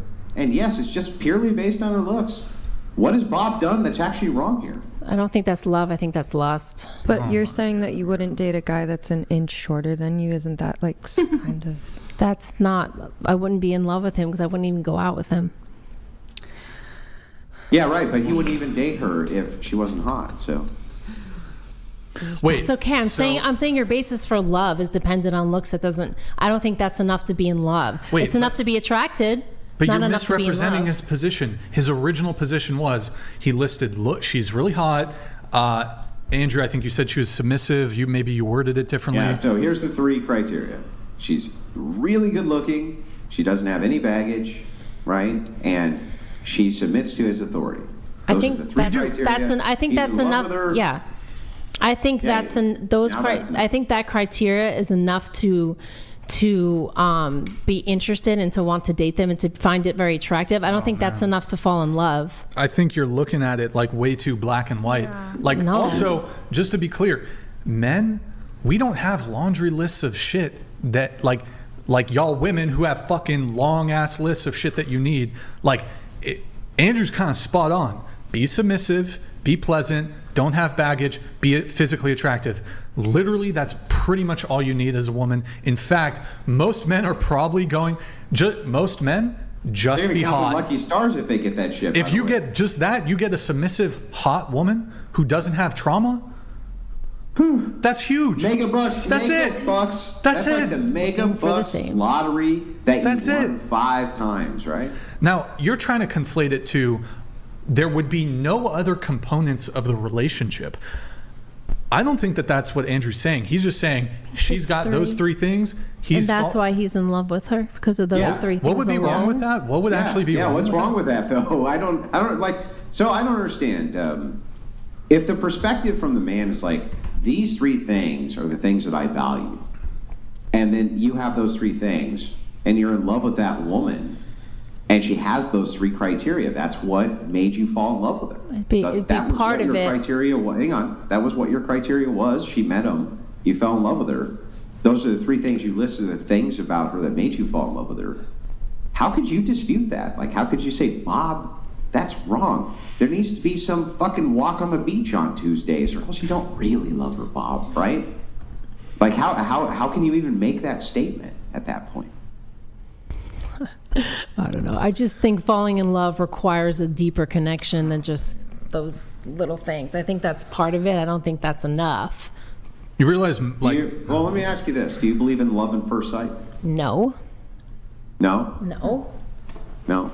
So, and No, you so don't even how know many the weeks- person. How many? How That's many lust. Weeks do you think? How many weeks do you think it would take, or days do you think it would take for there to at least be a baseline where there's love?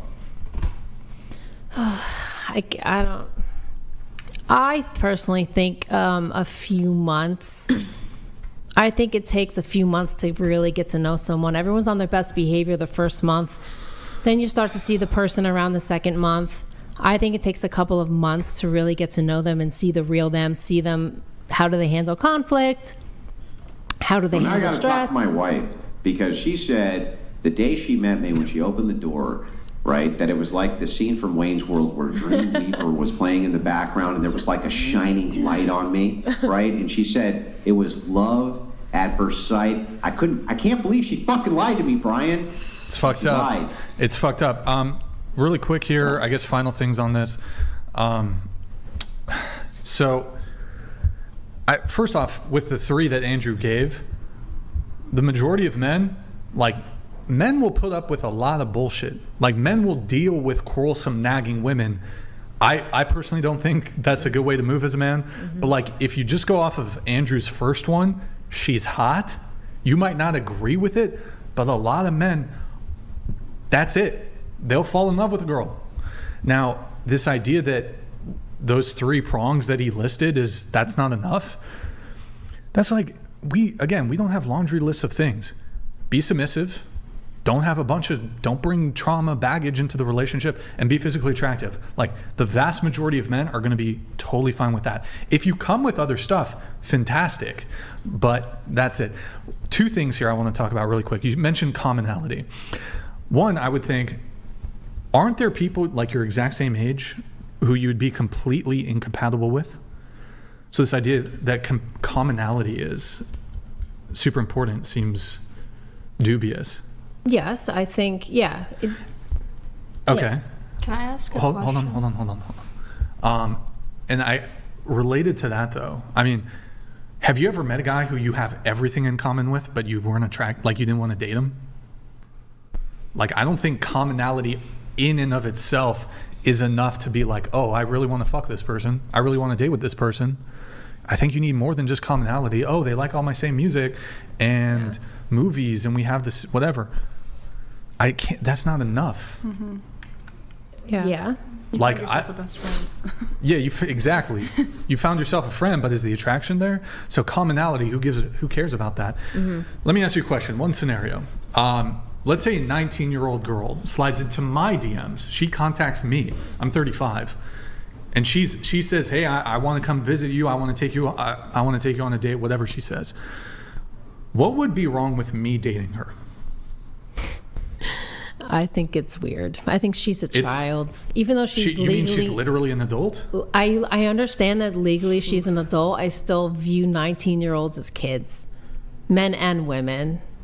Okay, so you view them as kids. Yeah. But she's approached me. I'm not like hanging out at college parties and shit trying to hit on fucking 19-year-olds. No, I'm just minding my own business. She's like, hey, Brian, blah, blah, blah. Well, hang on. First of all, I don't believe you. So here, I can demonstrate it. Are you saying that a man who's 40, who's with a 19-year-old, is a PDF file? No, I think... Well, then they can't be kids, can they? No, but they're practically kids. It's too young. They're okay, literally so adults. They're not kids, or they are kids? Oh my God. You're not technically a PEDO. Okay, so then they're not kids then? Because, I mean, I'm pretty Not confident legally. that we can all agree that the definition of a PDO is that they go after kids, right? Yes. So these clearly can't be kids, or else they would be PDOs. I know. I said they're not legally kids, but I mean, they're not too far off. Yeah, but if you thought that they were actually kids, regardless of what the law said, then these people would have to be PDOs who were with them, right? Well, I didn't say he was a PDO. I'm just saying. Then they can't be kids. Like, do you see how that works? Like, I view them as a kid compared to like 30s, 40s. I still view them as a kid. Okay. I know they're not legally. I just think it's you weird. You agree with me that there's cultures out there where like 15-year-olds, it's perfectly acceptable. 15-year-olds are viewed as adults. Mm-hmm. Yeah. Okay, I'm going to agree with you right now. 15-year-olds are not fucking adults, regardless of what that culture says. Right. You agree with that, right? Right. Okay. So I would still say morally, that's a 15-year-old, and if you're doing stuff with them, you're a hebephile. You're doing something really evil and bad, right? But in this culture, right, you would have to then bite the same bullet and say, well, if they're actually kids, then at 19, these people would be some type of file, right? If you actually view them as kids. I never once said that they are a file. I'm not calling a 40 or whatever. Then you can't be saying that these people are kids. That's like what that is. It's loaded language to try to socially shame people. When you say that's a kid, though, and it's like, then the second I question you, I realize actually you don't view them as kids, because if you did, you would view the person who was with them as being some kind of predator, right? You'd have to. Or can you name another situation where an adult goes after a kid where they're not predators? I'd like to hear it. No, that's just my opinion. You had something, go ahead. How many years is it weird? Is it 10, 15? I said 20. So there's actually a formula for that, which I'll make this quick, but it's half your age plus 7 is like your base, and then double your age minus 7 is your ceiling, typically, like socially speaking. So as a 40-year-old, your lowest, let me do quick math, would be 27. And on the high side, it would be double your age. So 80 minus 7 would be 73. Oh. So the older you get, the bigger it gets. But typically, socially, there is a formula for what that age gap should be. I just think it's weird that you keep using, well, women aren't mature enough and XYZ, but I'm still going back to the fact that you dated someone 12 years younger than you, and it sounds like you're okay with it being men, or like, like boys, but like versus women. So I'm trying to grasp what the difference is of why in your eyes men might be mature enough to date older women, but women aren't. I would not date a 19-year-old man. So my boyfriend at the time was 25. I said 24 and under is questionable on both sides. So my boyfriend at the time was 25. So I don't see a problem with that. Yeah, I don't think the women aren't mature at 19. I just think they don't have enough dating experience to look for certain signs and red flags that they could end up in a situation where they're controlled or... Yeah, but they could end up in that situation with a guy who's their age. Yeah. So but when they're older, they're able to discern better, so they won't end up in that situation. But if they've never been in a relationship before, they haven't. There's nothing in their past to constitute that. So if you had a son and you're 40 and never had a relationship before, you're saying that could be the situation? For sure. And you're still going to say that they have no it's possible. Relationship background to be able to identify those red flags. It's possible. Can I just add one last thing, and I think maybe you'll agree with me on this too. That if a person is really fucking stupid when they're young, they're usually fucking stupid when they're old. And if a person has really bad discernment when they're young, they usually have really bad discernment when they're old. Now here's the opposite trend I've noticed. When young people have really good discernment, they have really good discernment when they get older. And if they're really smart when they're young, they're smart when they're older. Saying people never grow. So when you're talking about discernment, especially, right? I think it's a thing you have or you don't have. I don't think that if you're making good decisions at 23, you're not making good decisions at 43. But I definitely think if you're not making good decisions at 23, you're probably not making good decisions at 43. So you're saying people don't grow and evolve at all? No, I'm not saying that at all. I'm saying that some parts of intuition and some parts of what is intuitive stay with you, just like intelligence. If you're stupid when you're 24, you're generally pretty stupid when you're 44. And if you have good discernment when you're 24, you generally have good discernment when you're 44. Now, what I'm saying is that those things don't go away, they get enhanced. Am I saying that you could have a 19-year-old who gets a bit smarter as she gets older? Sure. Have a bit better discernment as she gets older? Perhaps. But the thing is like, if they had good discernment to begin with, that's just going to grow. If they had bad discernment, it's probably not going to. It's probably always going to stay the same. Have you ever noticed the trend when young people are fuck-ups? When they're older, they're usually still fuck-ups, right? Have you noticed that? I don't agree with that. I believe in growth and change, learning from your past experiences. Some people don't learn, some people do. I'm one of the people who did learn. Here, pull up the chart. All right, so this is intelligence. So the red curve is, or hold on, relationship between age and general intelligence is the blue, crystallized intelligence is the green, and fluid intelligence is the red. So you could actually kind of make an argument that a woman at 20 is more intelligent than a man at 40, with the exception of that would be the crystallized intelligence, which is the important part. But you have the red, which is the fluid intelligence, which takes a nosedive at 25. It peaks at 25, but starts going down. So the red, that's the fluid intelligence. So I don't know. So sometimes younger people be more intelligent in certain metrics. But isn't it scientifically speaking, men don't fully mature till they're 41? 41? Correct. No. Yeah, look it up. I don't know. Look it up. No, when you're talking about fully mature, are you saying that the end of their growth of their brain and everything else is finally complete? Correct. Women, I believe it's 32, 33, and for men it's 40, 41. You can look it up. Okay, and so what do you mean by fully developed, though? Just so that I understand. Emotional maturity. So men stop having emotional maturity past 41? No, their brain is finally fully developed. Okay, so then what does fully developed mean? Having the capacity to understand everything to the highest extent that your brain can give you. So they can never understand past 41 any higher than their understanding at 41? No, it's, what did you say? It's the front. It's the frontal lobe development, but it's not that old. I know that studies have had the prefrontal lobe for women is supposed to be fully developed at 25. 25, yeah, and I think it's 28 for men. I do think that's shifted now with a lot of the rise in technology. I think it's more like 28 and 31 based on recent studies, but it's I need to move things on. We have a lot to get through, guys. So anyway, so back to this. Gematria is complete nonsense, and it's easily falsifiable. And actually, Zachary, you're going to do me a great favor tonight. You're going to falsify it for us. And I get to watch you do it.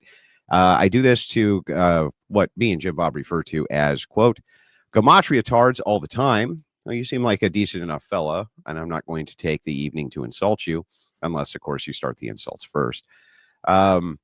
Anyway, it's pretty simple.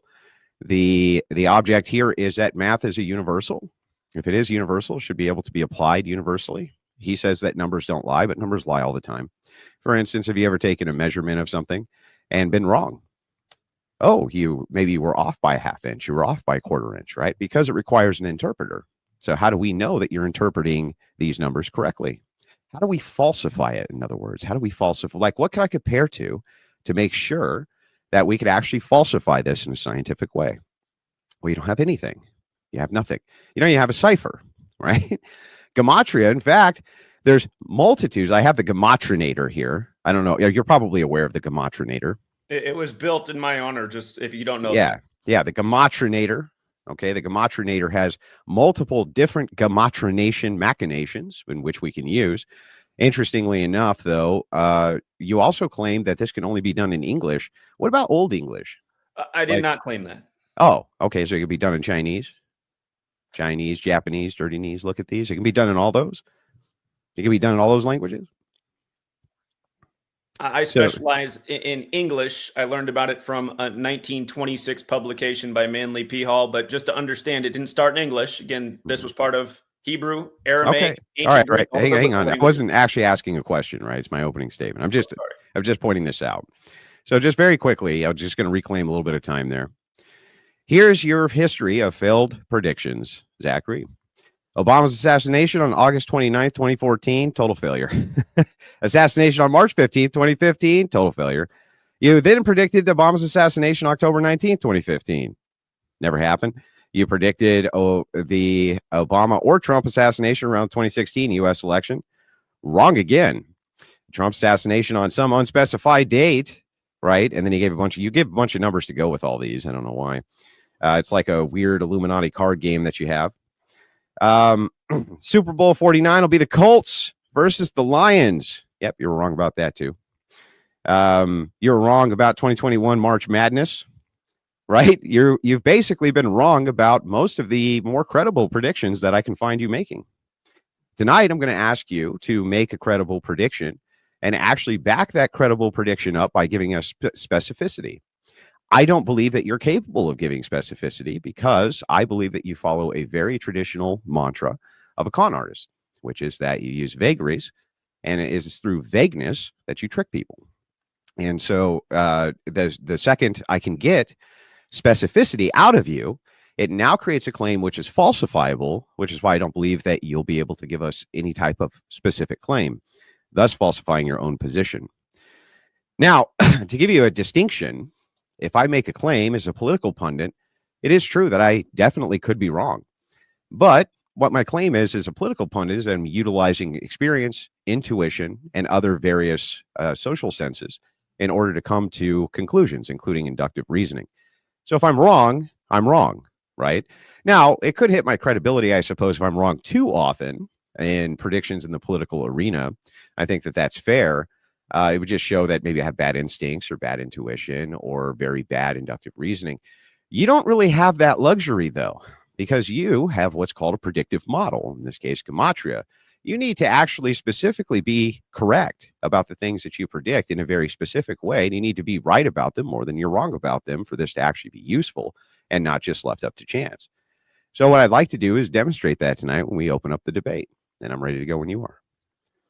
Thank you, gentlemen. I appreciate both of you being here this evening. And as a kind reminder to the viewers, chatters, we will do about 2 hours worth of debate. Then we will go into closing statements, read and respond to super chats. Then we will open up the panel for the open panel dumpster fire. Gentlemen, the floor is open. Yeah, so I just, if you don't mind, I can open up the line of inquiry very quickly by just asking you a basic question. Do you agree with me that that mathematics is a universal constant? It is, yeah. Yes. Okay. So then you would have to agree that universally, whatever mathematic expression you had, in the case that I would point to would be logic as a mathematical expression. Regardless of the language, propositional logic is going to be the same. There's no choice because what the hell is in the background? You're so used to that. Stop it. You know that's always there. I'll turn it down another notch for you. That's the most distracting shit ever. So anyway, in any language, this universal expression should be able to be expressed. I want to know why in Gematria you focus on English. Let's start with that. Again, I was looking at this within the context of English because naturally that's the language I speak. We are in the United States of America where it's the dominant language. And I was trying to understand what I was seeing for over a decade with regards to numbers being used in ritual and big news stories and sports games, seemingly numbers being inserted into news articles that just didn't need to be there. They didn't really add any meaning to the story. It almost seemed like they were placed there ritualistically, the same number used multiple times in a story. What kind of numbers? Honestly, the number that I saw the most in the news that was unexplained to me for the longest time was 47. It seems that they like to put the number 47 in news stories an awful lot. And lo and behold, there is a reason for that. Okay, so you have a newspaper clipping handy by chance of this number so I can see it in its context?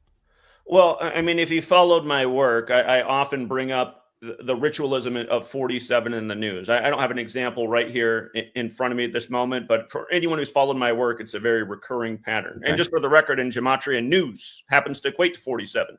I didn't know that for the first 13 years of trying to figure out why that number was so omnipresent in stories.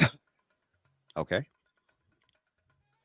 Yeah, go ahead. You were explaining why in English, why you do this in English. Okay, so again, I saw a correlation with this seemingly happening in our country, and I was trying to figure out what it could be about numbers and ritualism. And through my research, I discovered that numbers are important to Masonry. They like to etch on the temple all is number, the Pythagoras quote. Of course, Pythagoras, a Greek. Some people say he's the first Freemason. The New Testament. The entire Bible is really a book full of numbers. Of course, the fourth book in the Bible is titled Numbers. From learning about Freemasonry, I learned it was based in Kabbalah. Within Kabbalah is where this study of letters and numbers comes from. The physical model for Kabbalah is the tree of life, which is mentioned in Genesis 3:2:2. And The tree of life has 3 pillars and 22 paths. It talks about knowing good and evil. If you look into Kabbalah in the tree of life, there is a normal study, which is about relationship with Creator and the world that you exist within. And there's also something known as the evil half of Kabbalah, which is known as the Clipoth. And for the record, in that same cipher where, the VACCINATION word is 666, so is Clipoth. Seemingly not arbitrarily. The word witchcraft also has the 666 value. Makes you think about how spells has to do with magic, as well as the creation of words, spells, spelling. And if you look into the Clipoth, it is about using this Kabbalistic knowledge to have influence over somebody. And seemingly it seems that is what's being done with this knowledge. But as for English, again, in my studies, I noticed that at the end of the 16th century, that's when English was standardized with the 26-letter alphabet. And that is also when the Gregorian calendar was implemented by the Jesuit priest Christopher Clavius. In fact, today is the anniversary of the Gregorian calendar being implemented. It happened in history on February 24th. And ultimately, that's where my research has led me to, that it's the Jesuits who created this system with the calendar and the language and seemingly used the Bible like a playbook, as we'll get to. And it like is Club of Rome stuff, you mean? Go ahead. Club of Rome stuff. Club of Rome established April 7th, 68, 3 days after the assassination of I'm Martin very, Luther very familiar with Jr. the Club of Rome theory.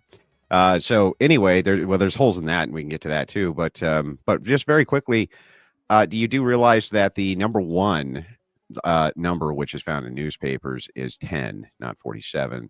It's the most recurring number in newspapers is 10 because of top 10 listings, top 10 this, top 10 that. I'm not even sure that 47 is in the top 10 of the most recurring numbers inside of newspapers.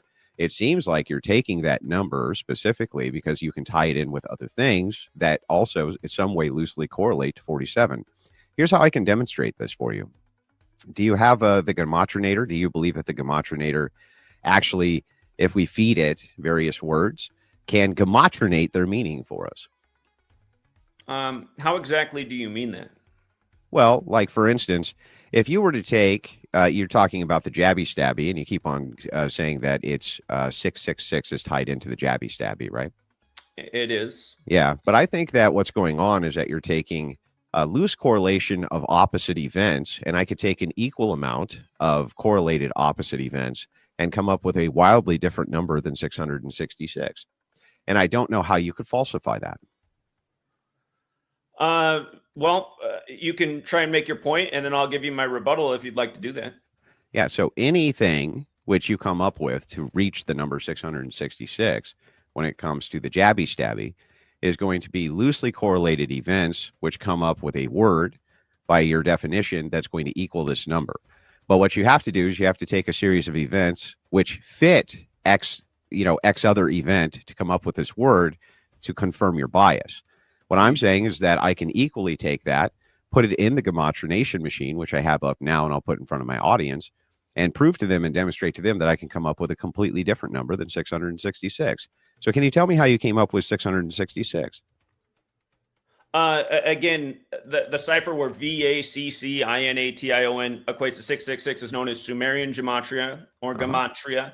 It's just where the alphabetic order is counted by 6. A is 6, B is 12, C is 18, D is 24. Is it the actual word vaccine? Say that again? Is it the actual word vaccine that equals 666? Well, again, I'm spelling out loud. VACCINATION. Ah, I see. Now, are there other words that equal 666? Of course there are. How many? That's a good question, but you don't know. Let me make a point real quick, Andrew. wait, hang on, back up. Go ahead, and then I'll make my point. It's pretty important for you to know how many other words would equal 666. As after all, there could be other words which are non-nefarious whatsoever that would equal 666. Wouldn't you agree? I would agree. Yeah. So why is it that we should put value on this one word? Like, for instance, why would it need to say shun? Why couldn't it just say een? Why couldn't it be ine instead of tion? Why not? Why does that not equal 666? It sounds like selection bias, right? Well, again, we can get into the ciphers and the other variations of the word vaccine and where this all ties together. But to make a point about 666 and also the date that the simulation happened in light of the Christian lens, again, for anyone who wants to look this up, CladeX was the first simulation of 2 simulations about the C-19 pandemic. And again, the first simulation was May 15th, 2018. Exactly 666 days before the pandemic was declared on March 11, 2020. Now, the thing about May 15th is the majority of the world writes that date 15/5 like 155. If you just take the most simple cipher, the alphabetic order, and you spell out the actual name of the virus, CORONA, virus, spell that word out, it equates to 155. In the same simple cipher, Christianity equates to 155. Now, in Sumerian Gematria, where you multiply times 6, they both equate to 930. And Andrew, why would 930 be interesting in light of Christianity? Well, hang on. Before we get into that. Oh, hold on. No, let me finish my point if you don't know the answer. Well, you just asked me a question. Right. I'd like you to answer the question. I have no idea. Why would 930 be relevant in Christianity? In Protestant Bibles, the Christian section begins with Matthew 1:1, which is the 930th chapter of the Bible. Okay. The 930th chapter is where the Christian section begins. And again, what is the first book of the Bible called? Genesis. Well, that's true in the Old Testament. Excuse me. What's the first book of the New Testament called? What's it called? Matthew. Okay. Matthew, but you hear the word math in it. And how does Matthew begin? How does it begin? It begins with the 42 generations to Jesus, correct? Well, let's take a look and see if that's how Matthew begins. Well, I thought you would know as a Christian. Matthew does begin with the first 42 generations to Jesus. Let's pull it up. See, you have to be very specific here, right? And I just want to make sure. That what you're saying to me is actually true. So just hang tight. We'll pull it up. While he's looking that up, also, I let him get away with his little cheap shot about things we've gotten wrong. You guys should look into the resume of the things we've gotten right. It's unprecedented and it's undeniable. And we can come back to what he brought up in the beginning because it also wasn't quite accurate what he said. But if you're going to try and discredit my work based on a few things we got wrong in the early days of the research, you should take hang on. I just want to make sure track record over the last 11 years. The book of So let's go back. The book of Matthew, right, starts with the words, "This is genealogy of Jesus, Messiah, son of David, son of Abraham." Why is that relevant to this?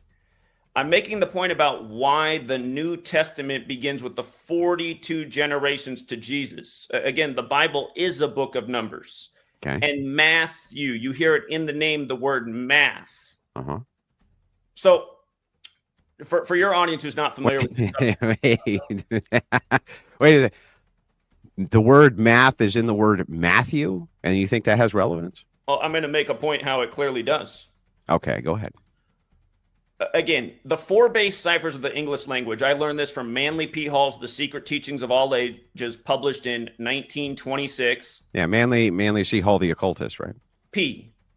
Hall, sorry, the occultist. He wrote a lot about the occult. He was an occultist, yeah. Sure. And a demon summoner. Pulled over by the occult. Yeah, no, he was an occultist himself. That's also true, but I think he was trying to shed light on the fact that the occult is what controls the nation.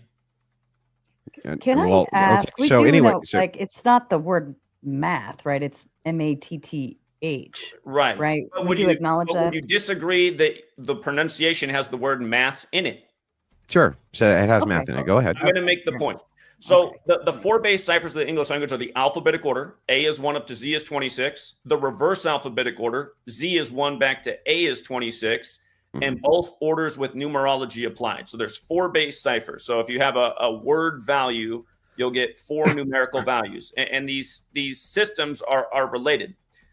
And it does seem that there's something to all 4 values. For example, Barack Hussein Obama, if you take the value of his name in all 4 ciphers and add the 4 together, the 4 values equate to 666.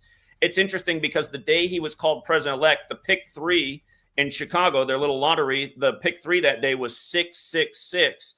And his birthday is the 216th day of the year, where 6 times 6 times 6 is 216. But coming back to the Matthew part, the word math with the alphabetic order is 42. With the reverse alphabetic order, the word math is 66. Protestant Bibles end with the 66th book. The word New Testament, or the words New Testament, with the alphabetic order and numerology, New Testament is 42. With the reverse alphabetic order and numerology, New Testament is 66. The word new also has the 42 connection. We can come back to the 42, but the point I'm making is, and just for the record, Matthew equates to 27, like there's 27 books in the New Testament. Yeah, but how come we don't? Yeah, so how come you're using for this 66 books instead of 27 books? Well, there's 66 books in the whole Bible. There's Yeah, but there's 27 there's 27 books in the New Testament. Correct. Matthew. So how come we side with 66 over 27? Well, I'm just looking at the complete Protestant Bible. Yeah, but why? Because that's the way the book is. Yeah, but why are you looking at that is my question. So again, it sounds to me like you're tying unrelated facts together for no particularly good reason. What is the relevancy of the Bible itself the Protestant Bible having 66 books? How is that actually relevant? Why shouldn't we instead say, no, the Protestant Bible has 27 books, and then the Old Testament has X amount of books, and then we decipher it that way rather than using 66?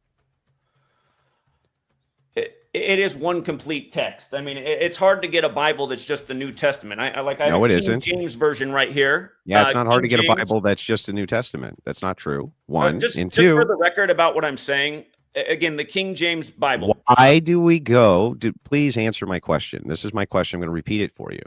Why is it that when you put the cipher together, you don't go with the 27 books of the New Testament instead of going with the 66 books total? Why instead go with the 66? How did you come to the realization you should go with 66 instead of 27? If you can give me a minute here to answer your question and put it together, I just want you to see how it's all connected. So I'm sure you're aware of the star athlete who's known as King James, correct?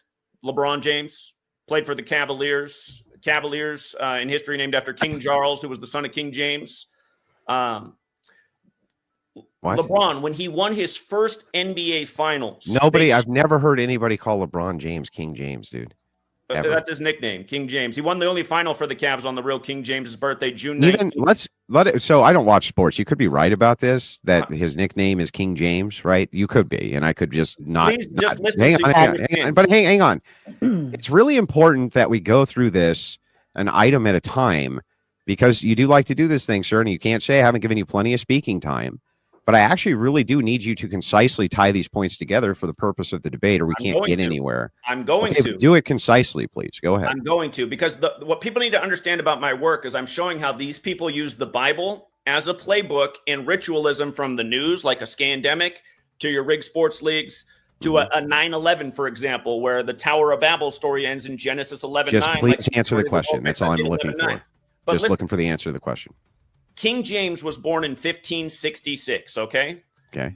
LeBron equals 66. LeBron James also equals 66.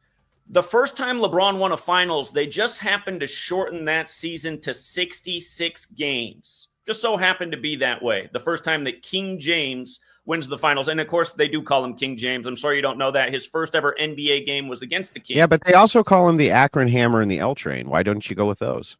All of these things do apply. I can come back to that. He was born in Akron along with. How does the L Train translate over to being tied into King James, though?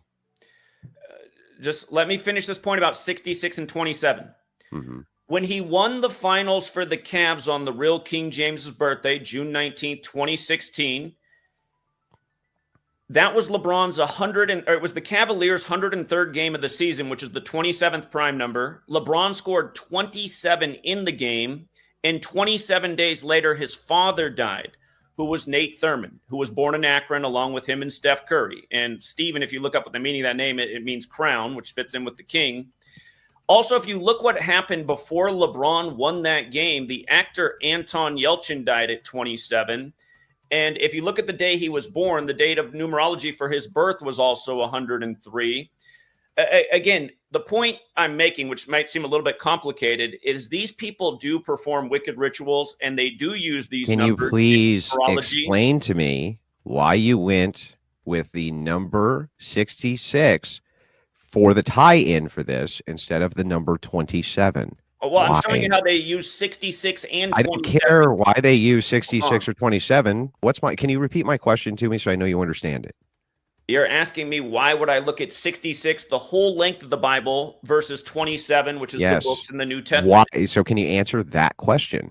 Because both numbers apply to the book, clearly. Yeah, but why?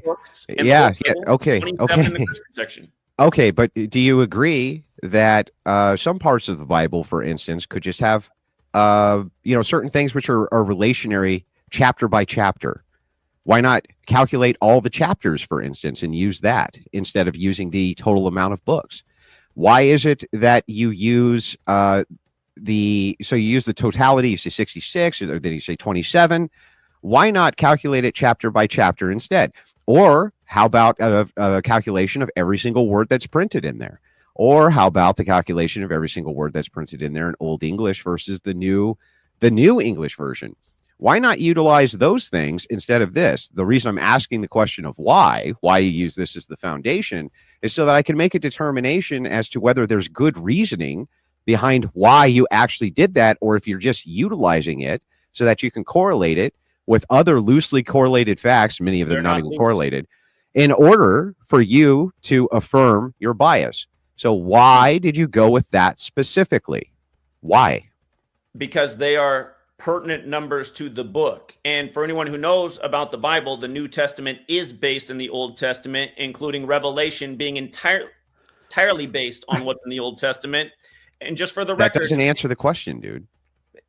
That doesn't tell me why you're using that. So the foundation for this, you start with this, right? It's interesting that the Bible has 66 books. The Protestant Bible has 66 books. Why is that interesting? Well, it's interesting because of these other loosely correlated facts that I can calculate out to 66. But we haven't answered the question as to why it is that the Bible having 66 books has any fucking relevancy to anything in the first place other than you want it to. Well, 66 is the 11th triangular number. And in numerology, 11 is the master number. And just for the record, your spiritual figure, Jesus, which is not his traditional name, it's the newer, more invented English name, Jesus has 11 encoded in it. And for the record, Revelation equates to 121, which has a square root of 11. So a major emphasis on 11 in the spiritual figure of the New Testament, the 66th book. It's not answering my question of why you're using the Bible as a foundation, 66 books to begin with. Why? Because that's how many books it is. And yeah, but that doesn't mean anything. It's like me saying this, okay? So if I were to say to you, there are 20 cigarettes in a pack, right? There's 20 cigarettes in a pack. And if I add that 20 cigarettes in a pack to the 12 beers that are in this 12 pack of beers, I get this number. And that's correlated with blah, blah, blah, blah, blah, blah, blah. That's all well and good. But why did I start with using the cigarettes in the pack to begin with? Why? That's my question to you. Foundationally, why are you starting with this at all? So for people who do not understand where this knowledge comes from, it is pertaining to the Bible. Traditionally, this study relates to the Hebrew alphabet and the Torah, the first 5 books of the Bible. It's very obvious that as time went on and this knowledge spread, for anyone who looks into the Templars, the story is that they brought back this knowledge from the Holy Lands after the Crusades and brought it to the church. It appears that the English language, along with the calendar, was a newer invention of this system, truly a system put in place, and seemingly for world domination, because this code traces all through history from the end of the Why are we starting with the Protestant 66 books of the Protestant Bible? Why are we starting with that as a baseline to build these numbers up to begin with? Why? Again, I'm answering why the Protestants were given this 66 book Bible. I don't care why they were given it. That's not my question. My question, I will assume God himself came down and gave it to them. He handed it to them on a silver platter. With regards to the King James Version, why for the purpose of the mathematical breakdown in this numerological set, and we're going to consider this a set being X amount of correlated pieces equal X number. And the X number is then the thing that we're after. That's what we're solving for. But we have to have a reason to start with numero uno, the first thing that we start with, right? So if I'm going to calculate 1 plus 1, for instance, to equal 2, I have to start with a reason to count 1, right? There has to be some reason for me counting 1. What is the reason we're starting foundationally with the 66 books of the Bible in order to draw these correlations to begin with? Why? Again, I think I'm explaining it. I think it's you who's not grasping it. Use really small words. Huh? Use really small words. Okay. Numerology is central to the Bible. It is central to Kabbalah. This seems to be overlooked by many people who read through the Bible and do not question what all of the numbers inserted in there mean. Were you not once a child like I was, Andrew, coming up in the church in Sunday school and reading these verses and asking, why are these numbers in there? Did that ever? No, I was born an adult-based conservative, ready to have sex with my wife right out of the womb, sir. Honestly, Andrew, you claim to be Christian. Mm-hmm. Did you not read the Bible as a child and wonder what it was about the numbers? No, I didn't think too much about the numbers, but they just seemed like they were chapter indicators, right? Have you read the Bible? Yeah. There's a lot of specific numbers in the verses that go without. Yeah, but those numbers, and most of the time, these numbers pertain to something which is relevant that we're talking about, right? So same thing with genealogy. You can calculate genealogies to X number of years. You can do this in Genesis with the line of Adam, for instance, and you come up with the X amount of years it took to get to Moses, et cetera, et cetera. The problem is that is tying something to something else. So we have reason to do this. We're solving for something, right? We're trying to determine how many years between Adam and this person was it? How many years between Adam and this person was it? Perhaps you could use that to calculate the age of the earth or the age of creation. There could be many various reasons why you'd want to focus on these various genealogies, though in Timothy it does say not to focus on endless genealogies, I believe.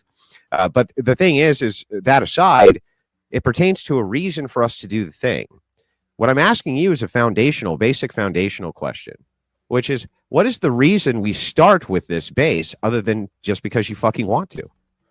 Again, it's not because it's what I want to. It's about observing the numbers that exist in this text and trying to understand why. 6 is a recurring number from the beginning of the Bible. For the record, in the Sumerian cipher, Genesis also equates to 666. And I'm sure you're aware that man is made on the 6th day. I can grant it that any number of numeric calculations that you come up with as just being true. However, this does not answer my foundational question as to why it is we're going to start with the Bible to begin with. Why? Why do we start with that to begin with? This Protestant Bible, 66 books. Please answer my question. Why are we starting with that? Why? Is the King James Version not the most recognized version of the Bible in the English-speaking world? Yeah, that doesn't give us a cause for why we would start with that. Okay, if you look into the King James Version, they say Francis Bacon was one of the key writers for it. He was into this study of letters and numbers. John Dee, the occultist, who was also into this study of letters and numbers, helped with the King James Bible. First of all, John Dee was an Enochian occultist. Okay. And the thing about Enochian occultists is that they also are all fucking numerologists. And they like to fool the kings that they work for, like John Dee did, by coming up with false Enochian linguistics, completely made up, false, non-testable Enochian linguistics. To this day, they can't be tested because they were all false. And he was able to trick the court that he was working for, John Dee was. So the thing is like, that's not good evidence of anything, especially not Enochian text. That aside, leaving that portion of the occultism aside, John Dee did the same exact thing. He said, foundationally, we need to start with this portion of the Bible in order to decode what angelic speech is, what Enochian speech actually is. He never gave a fucking reason why, though. And so the thing is I'm asking you the same question nobody ever asked him. Why are we supposed to start with a baseline of 66 books from the Protestant Bible in order for us to do these calculations based on that as our foundation? Why are we using that as our foundation? Please answer my question. Well, you constantly interrupt, first of all. Dude, do you really think that I've interrupted you? You didn't even let me get to the sixth thing. Dude, you have been going and going, and I've been gracious in letting you go and go. I've barely spoken this entire debate. For me to cut in certain times so that you don't continue to filibuster, so I can get the answer to my question, is totally appropriate. I've been nothing but respectful. I haven't bulldozed you at all, which I could. I haven't done that at all. I've been graciously allowing you to try to answer this question. But please concisely just answer this. Why, sir? Why are we starting with the 66 books of the Protestant Bible as a baseline to make any other calculation? Why? Again, I talked to the point of this subject is this knowledge useful? And it absolutely is. Understanding that these people are using the Bible as a playbook and largely the King James Version because of the occultists who are tied to it from the beginning. See, you're trying to downplay because you're like, I don't care what they said. That's your perspective. I haven't downplayed anything. Again, hush. What did please. I downplay? Hush, please. 6 from the beginning. You're not answering my question, dude. Andrew, in what verse does God regret making mankind? What verse? In what verse does God regret making No mankind? idea. What verse? In the beginning of the Bible. Okay. What verse? Genesis 6:6 is where it begins that God regrets. Yeah. What verse? Huh? What verse? I just answered what verse. What is it? Genesis 6:6? Are you sure? Yeah. That's what he said, Are Genesis. you sure that's the verse? Yeah. Are you positive? In Genesis 6:6, God expresses that he regrets making mankind. Okay. Go ahead. The point is 6 is recurring throughout the book. I told you 66 is the 11th triangular number. Maybe you didn't understand what that meant. 11 is the master number in numerology. It's a rep digit of 1, like 66 and 666 are a rep digit of 6. Numerology. Okay. Why are we starting with the Bible for any of this? Why? Because that's where the knowledge originates from. So the Bible is the source of all knowledge. I didn't say that that is necessarily true, but What is the source of all knowledge? Hmm? What is the source of all knowledge? I don't know if there's one source of all knowledge. Then why are we starting with this Bible? Because the people who rule this nation, rule this world, which is the church, they use it ritualistically in a mocking fashion.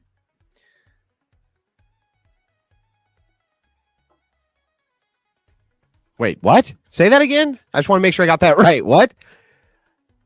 They use the knowledge of the book like a football coach uses a playbook. Again, look at 9/11.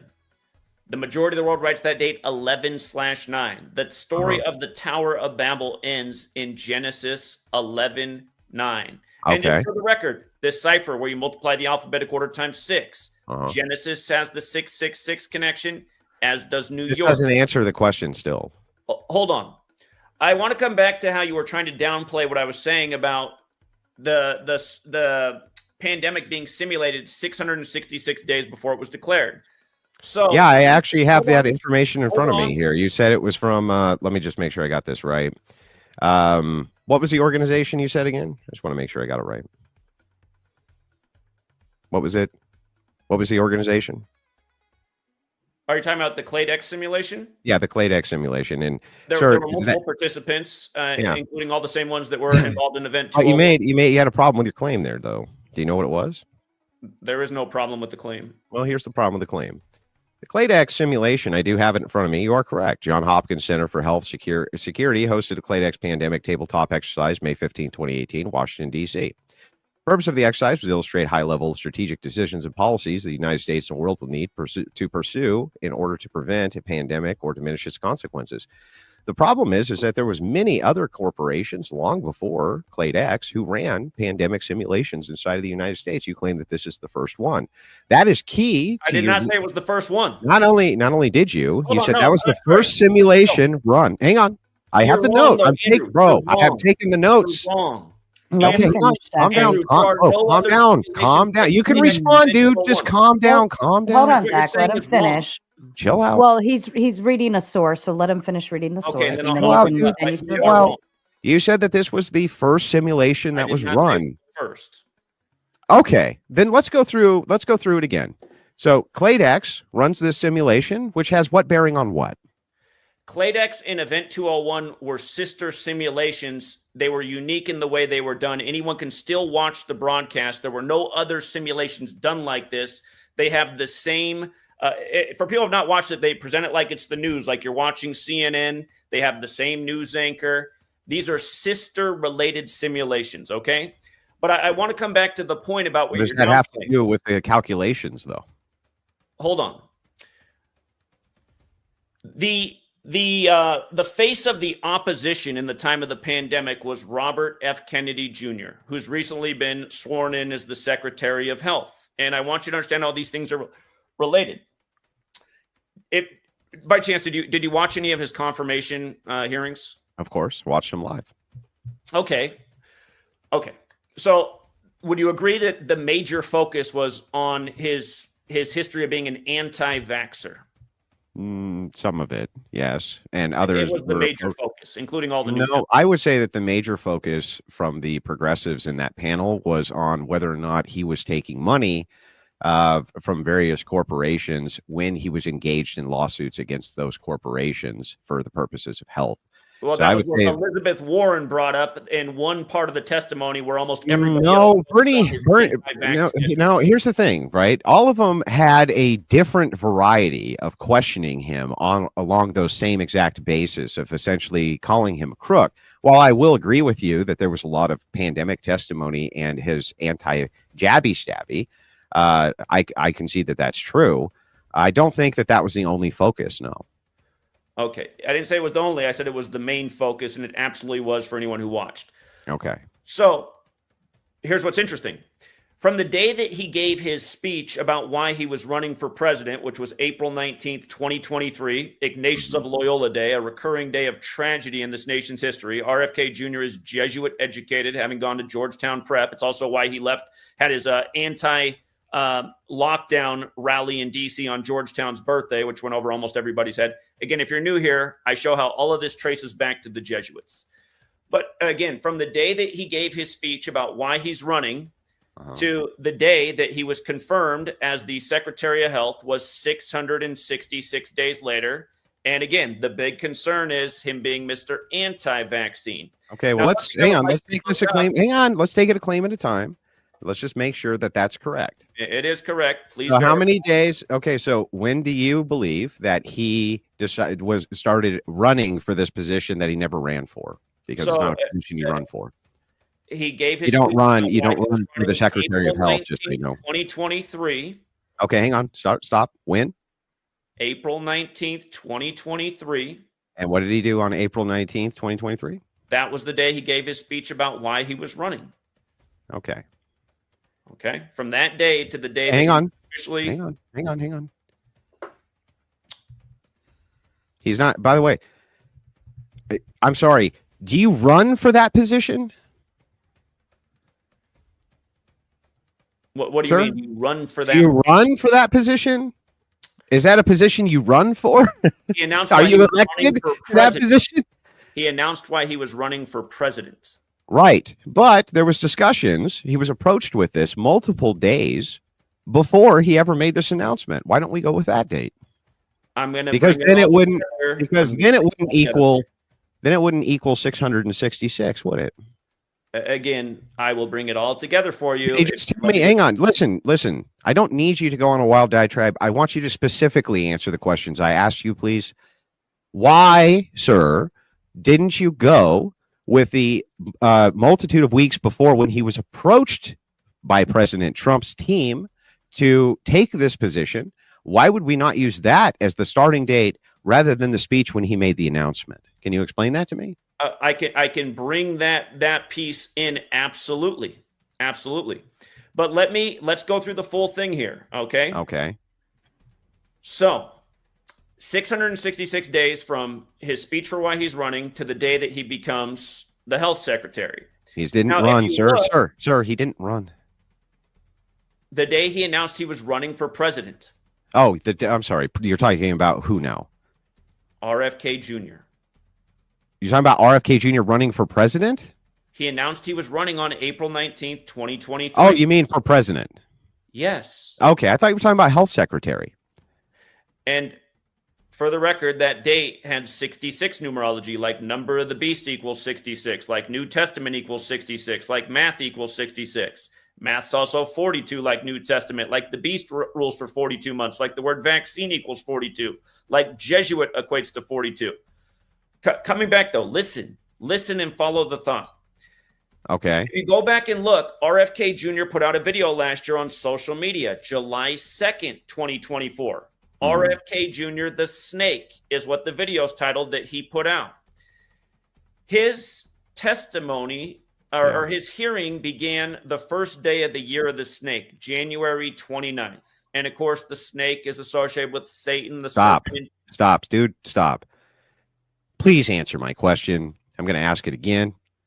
Why is it that in order to equal 666 days, you're talking about RFK being the health secretary to reach the number 666? Yes or no, please? Yes or no? Okay. Bro, from the day he made this speech to the day he became health secretary, that's where you came up with the number 666, right? Yes or no? Yes or no? Yes. Okay. Thank you. So, okay. Great. Yes. Great. So we're on the same page. You went off on presidency and other things. So 666 days. Why are we going with the day he makes the speech rather than the day he's approached for the position? Can you please answer that question now? Don't talk about talking it into other. Stop. I can answer your question. Finish, bro. Let me finish. I haven't finished asking. Haven't finished asking. I don't want you to try to tie it into a bunch of other shit. I want you to simply state for me why it is that you go with that day instead of when he's approached to it, other than because if you went with the day he was approached, it wouldn't equal 666. What would the reasoning for that possibly be? Okay, so the day that him and Trump linked up was August 23rd, 2024. And I can get to why it was that day, but where it fits in with this number of the beast thing is that was the day that he ended his campaign, joined forces with Trump. And that's where the talk began of him, getting a position within the administration, hopefully having something to do with what his focus has been in recent years. What day? What day was this? Huh? What day was this? RFK Jr. dropped out of the race and endorsed Trump Friday, August 23rd, 2024. Okay. And if we go ahead from August 23rd, 2024 to when he was confirmed as the health secretary on February 13th. How many days was that? That was 174 days later. And here's where this gets interesting. If you write out number of the beast, that has a Gematria value of 174. If you apply numerology, how are we getting to 666? Huh? From how do we get to the number of 666 from the speech, the day of the speech, to the day he's confirmed as health secretary, instead of again going with the few days before or the weeks before when he was actually approached with the position?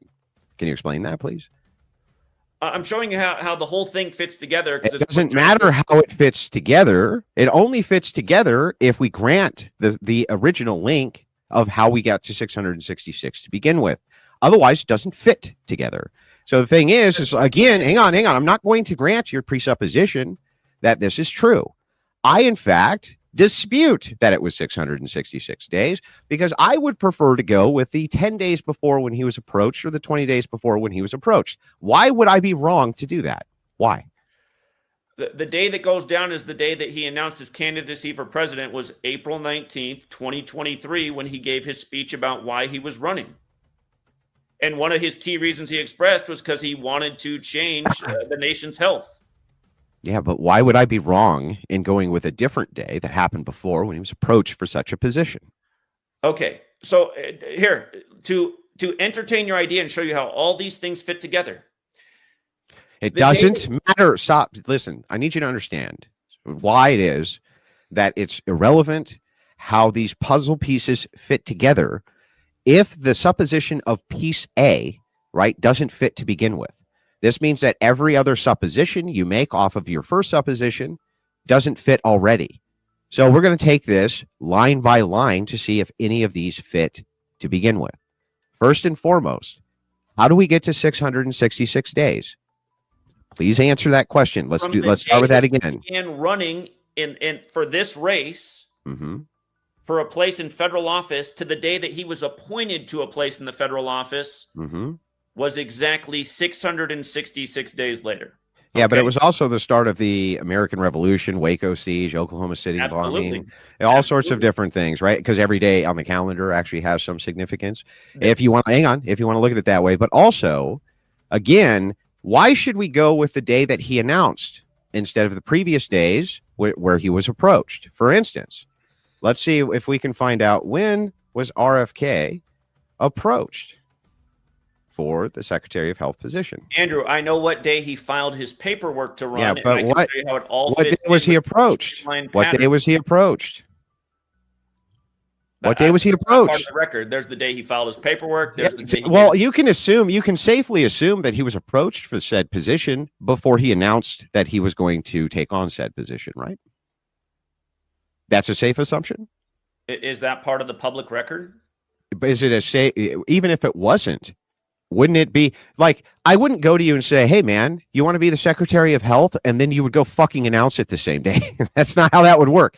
You would be approached for it. There'd be a vetting process. There'd be a negotiation. There'd be talks. Why don't we go with that first? Okay.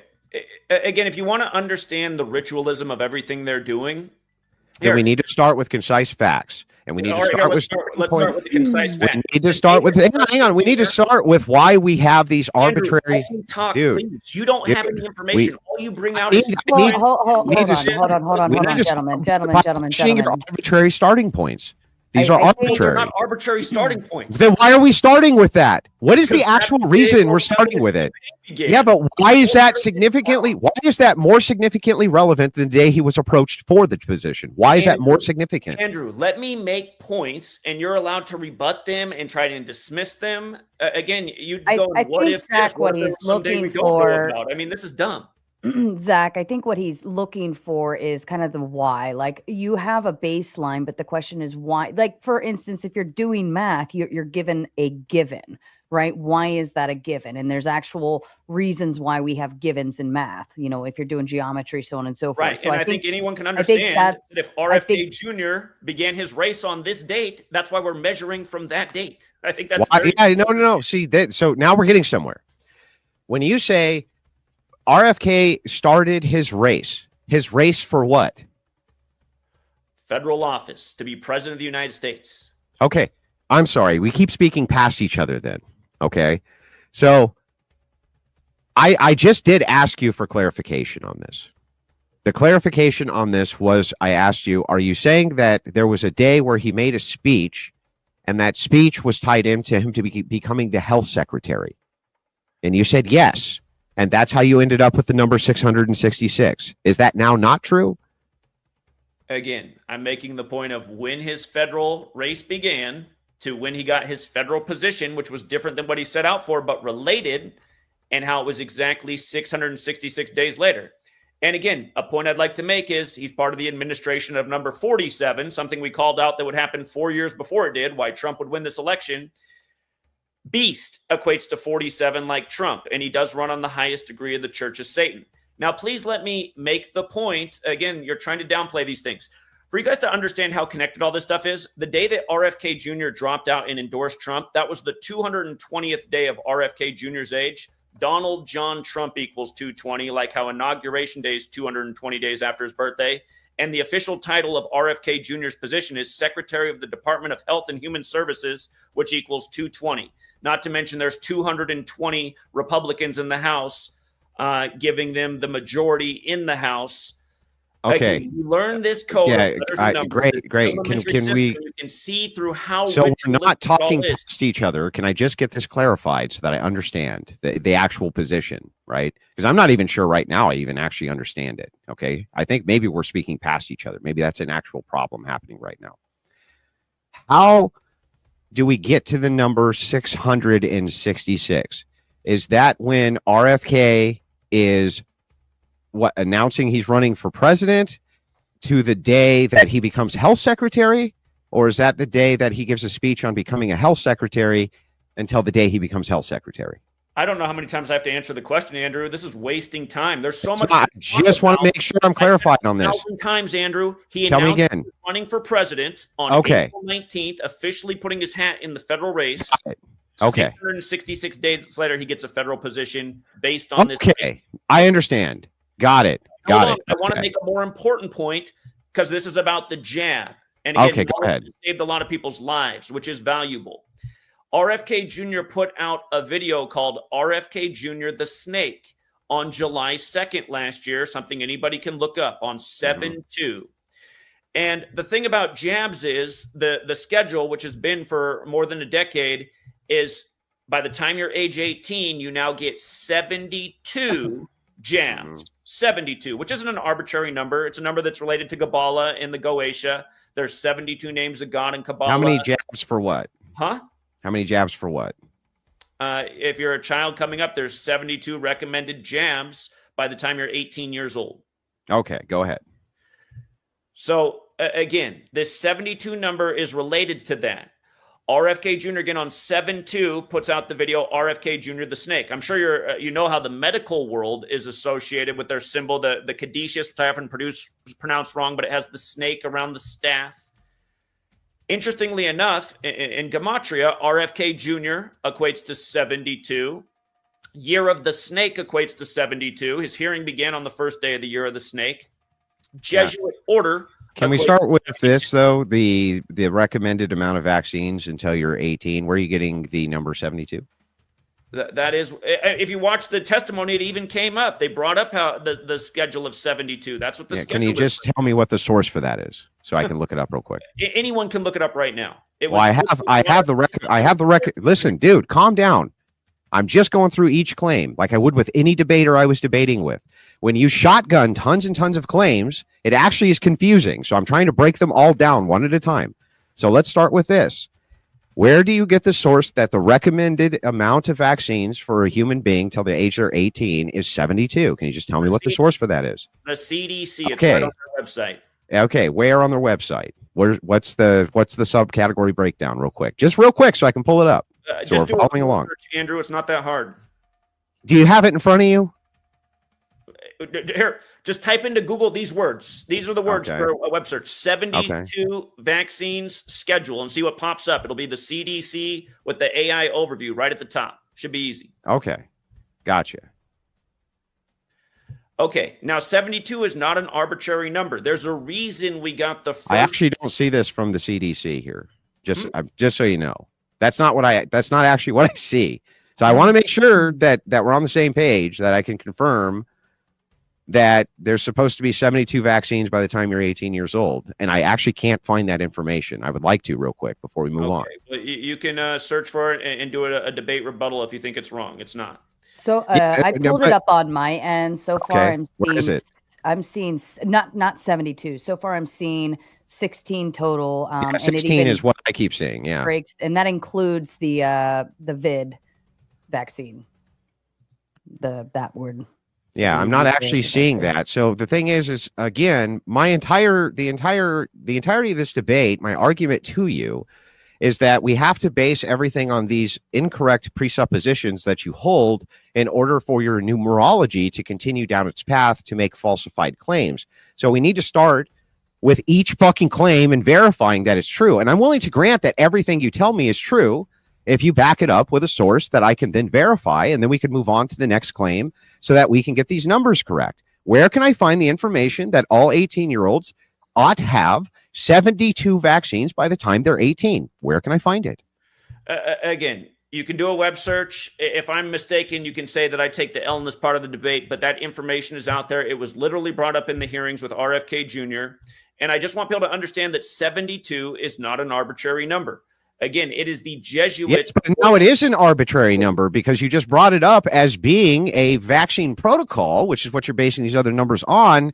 And you can't actually demonstrate for us that that is true. Again, I just told you what to search, and it pulls up right on my end of the thing. Can you share your screen? Here.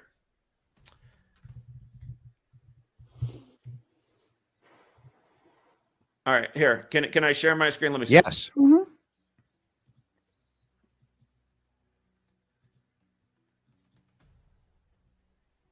You got a real deer in the headlights look right now. It's right The up here. recommended vaccination schedule for individuals age 72 years and older may depend on individual.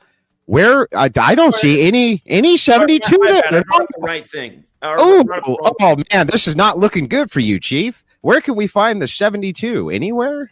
Did you make it up? Maybe I did not make it up. No. Where is it? This is a number that's been brought up countless times, including in the RFK Jr. hearing. Where is I'll it? pull it up in the background. Again, my bad. No, let's pull it up now before we continue so that we can make sure that all of your suppositions based on this number are actually correct, because we're dealing with the right first supposition, which you base all of your other numbers on.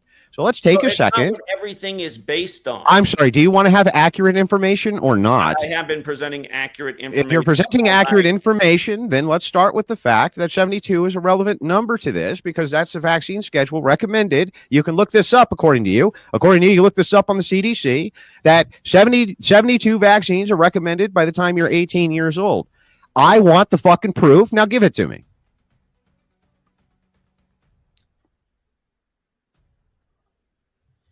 So It'll be 10 minutes. It'll be 10 minutes. Yeah, 10 minutes. Just so you know, my battery is at 24%, but I will try to find a place to plug in right now. All right. Well, 24% ain't that low. So let's dive into this. My first question to you is, let's see if we can first let's see if we can untangle two concepts, and then I'll ask my first question. Concept one is a product of the mind, which is not real. That's concept one. And then a reality or truth of the matter, which is concept two. Would you agree with me that if I claimed that I was the king of France, that could be true in my head, but would you say that would be true in reality? Yeah, obviously not. Okay, what would make it not true in reality? You don't have any of the defining necessary criteria that would be sufficient to make you the king of France. That seems totally reasonable to me. And so, like, what are some of those characteristics that would make me the king of France? What would that entail? I don't know. I assume that there's some kind of official paperwork involved. Well, and probably I give orders and people follow the orders, and I'm in charge of the country and all of that, right? Yeah. Okay, great. Now, if I were to make the claim that I was a female, would the fact of the matter reflect that I was a female? Is there any biological information about you? Yeah, I'm XY chromosome. I have gonads. I'm by all biological metrics a male. So if I claim that I was a female, biological metrics, if by all biological metrics, then you're a male. Then if you say you're a female, then that would not be true. Okay, so then I just have to ask this one question. If I claimed I was a woman and what woman meant was adult female, what would make that statement true? What do you mean? What would make that statement true? Like, what would make the statement true? And woman was referring to female sex. Yeah, it was referring to adult female. What would make that statement true? Your primary sex characteristics matching those of female. Okay, so as a male, if I say that I am a woman, by my definition, that would be a false statement, correct? If you're defining woman as sex instead of gender, then yes. Yes. Okay. So gender, you agree with me, is a construction of the mind, right? Does not exist in material reality. It exists as a construction of the mind. I'm not sure how long you've been listening to this conversation. We've been going on for a while, but I am a physicalist. I do think that there is a physical activity going on for most mental activities, thoughts, concepts, that kind of stuff. Oh, sure. It did, but in the same way that if I said I was the king of France, you've already agreed with me that could not be true in material reality. So you can So hang on, in my mind. I want to make sure we can agree on this quick point. I think we can. I want to make sure we can clarify. Okay. Let me clarify. Like, your brain can generate the false identity that you're the king of France, and your brain can also generate your gender identity. Like, all of us have. Yeah, right. But what would make that? But what would make that true? What would make that true, though? What would make it true? Like, your gender. What would make the gender identity? If you say, if you say I'm a woman, right? If you say in reality you can in your mind be the king of France, which I don't disagree with, but in material reality you cannot be because it doesn't match the criteria for what the king of France is. Then utilizing the same logic, why is it that if I claim that my gender is X and I am the real X thing, why would that be true? Yeah. No, I got what you're asking. So I think that you can be, like, if you make a statement, I'm male, I'm female, you're making a statement about your sex, that statement can be true or false. But if you're making a statement about your gender identity and you're not lying about it, like you're genuinely saying the genuine product of your brain, I don't think that statement can be true or false, because it's like saying, like, well, then how come the king of France? Then how come the king of wait? Then why can the king of France statement be true or false? Because the king of France designation is not a social designation based on. It's totally a social identity. Designation based. It's not. Yes, it's a complete social designation based on identity. Absolutely. Mm-hmm. Right. When you don't let me finish my sentence. Okay, let him finish. Go ahead. What were you going to say? Bro, I didn't cut you off. I just clarified. Go ahead. France simply because you declare that you are the king of France. That's not how that identity works. That identity has to be bestowed upon you by the proper authorities, right? No, you can take it. No, you can take it. You can just take that identity. Take like what? you can just strong arm France and become the king of France. Like, it doesn't have to be bestowed upon you. People can even disagree with you, so right? They can even say that you're not. Come on, you're resorting to absurdity now. You're saying if you have wait. Can you explain? Wait, why would that be absurd? We're talking about identity. Come on. Come on, not an argument. No, I don't. Hold on, BPF. Hold on. Grayson, can you tell us how it's logically absurd, not just that you think it's weird? Yeah, what's wrong with it? Okay, I don't understand. Okay. Like can you tell us how it's Can you tell us how it's logically? Can you tell us how it's logically absurd? Let's not be pedantic. I'm being colloquial. No, that's what absurd means in a debate. That's what. Okay, I'm just clarifying. Hang on. We can move past it. Okay. The thing is that colloquial. If we're talking about my balls about every little. No problem. But if we're talking about the idea of what I the find mind, absurd about it, why I think it's absurd is because we're talking about what makes you the king of France, and I'm saying it's not based on your own self-identity. And your comeback to that was like, well, sure, like, if you feel like the king of France and you have an army of 6 million people at your disposal, you can make yourself the king of France. Sure, but again, what made you the king of France is not your self-identity. What made you the king of France was that you took it by conquest. So it is that it was bestowed on you, that right? Your own self-identity makes you the king of France. But it is or the it was case, bestowed. And like, hang on. Definitionally, bro, 1 point at a time. One point at a time. 1 point. Let's stay with this. All right. Okay. Is it so? If it's bestowed upon you, this means other people recognize you as this thing, right? Yes. Okay. So what happens? So what happens? Yeah. So what happens if those people? Andrew, say that again. You cut out. Andrew, say it again. Anyway, what happens? Yeah. What happens if people do not recognize you as being this thing? Are you that thing? Are you the king of France if people don't recognize you as the king of France, regardless of your self-identity of believing you're the king of France? So it depends on the nature of the category in question. For the king of France, no, but for gender, yes. Just like for your favorite music or whatever. If what would be the distinction?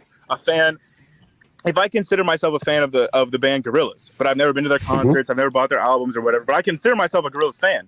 And you say, well, like, how can I know that you're really a Gorillaz fan if you don't have any receipts, you never bought any of their music or whatever? But it's an identity of mine. It's not that other people can tell me I'm not a Gorillaz fan. It's your own self-identity that is sufficient to categorize you as a fan of a certain musician or band. So what would fair enough. So what would make you a Gorillaz fan? if I consider myself one. Even if I listen to all their music or I don't, if I consider myself a Gorillaz fan, then I am one. Sure. So how would you consider somebody else to be a Gorillaz fan? Basically, like, you could try to gatekeep it and say you're not a real Gorillaz fan if you haven't done X, Y, and Z, or you could just take them at their word if they tell you. Yeah, but what would actually make them a Gorillaz fan is my question. Yeah, I mean, you're trying to convey something there definitionally with fan, right? So there's something entailed there. There's some activities or something that they must be doing.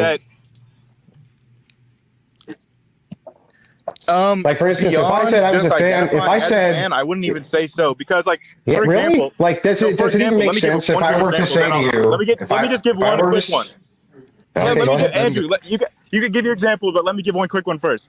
Yeah. There could even be a fan that says, I really hate Gorillaz music. I really hate even listening to it, but I'm still a fan. I still am looking forward to what their next album could be. Like, that you could even hate the music and still consider yourself a fan.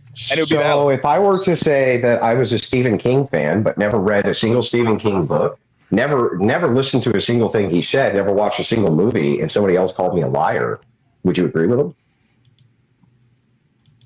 I would say you're a weird fan, but if you're a Stephen King's fan just based off vibes alone, that's valid, dude. Whatever. I wouldn't really care. I'm not gonna gatekeep you whether or not you're a fan. Yeah, but what would make the person? What would make them the person calling them a liar wrong? If the other person does consider themselves to be a fan of Stephen King. Yeah. What would make them wrong? Okay, so it sounds like you've just been basically defeated by analogy at this point. What would make them wrong?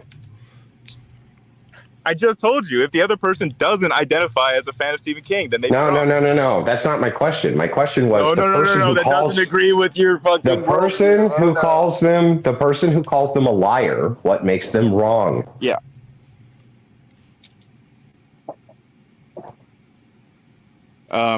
I'm sorry, you might have cut off at the end. You said the person who calls them a liar. So if I'm a Stephen King fan, I read all the books, I watch all the movies, all this. Somebody else does none of that, calls themselves a Stephen King fan, I call them a liar. What makes my statement that they're a liar untrue? The fact that the other person identifies as a Stephen King fan. Okay, well then the fact that the other person identifies as the King of France. Andrew, let me explain this. You said I was going to have time to explain. The criteria that is sufficient to categorize somebody as a fan of Stephen King is whether or not they identify as a fan of Stephen King. That's the only necessary criteria. Why is that the only necessary criteria? That's just definitionally what makes you a fan of something is whether or not you okay, well then show me the definition which states that.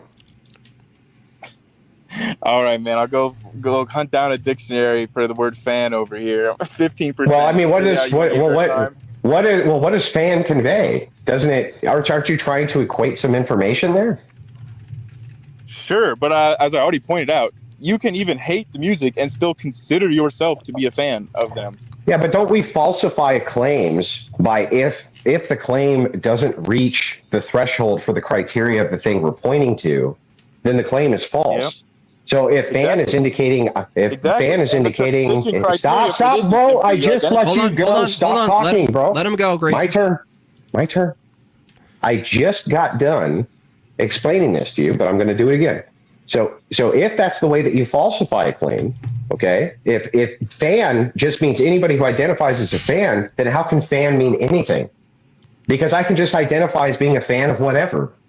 And anybody can identify as, you can almost make any claim as just a form of self-ID, and then it becomes unfalsifiable.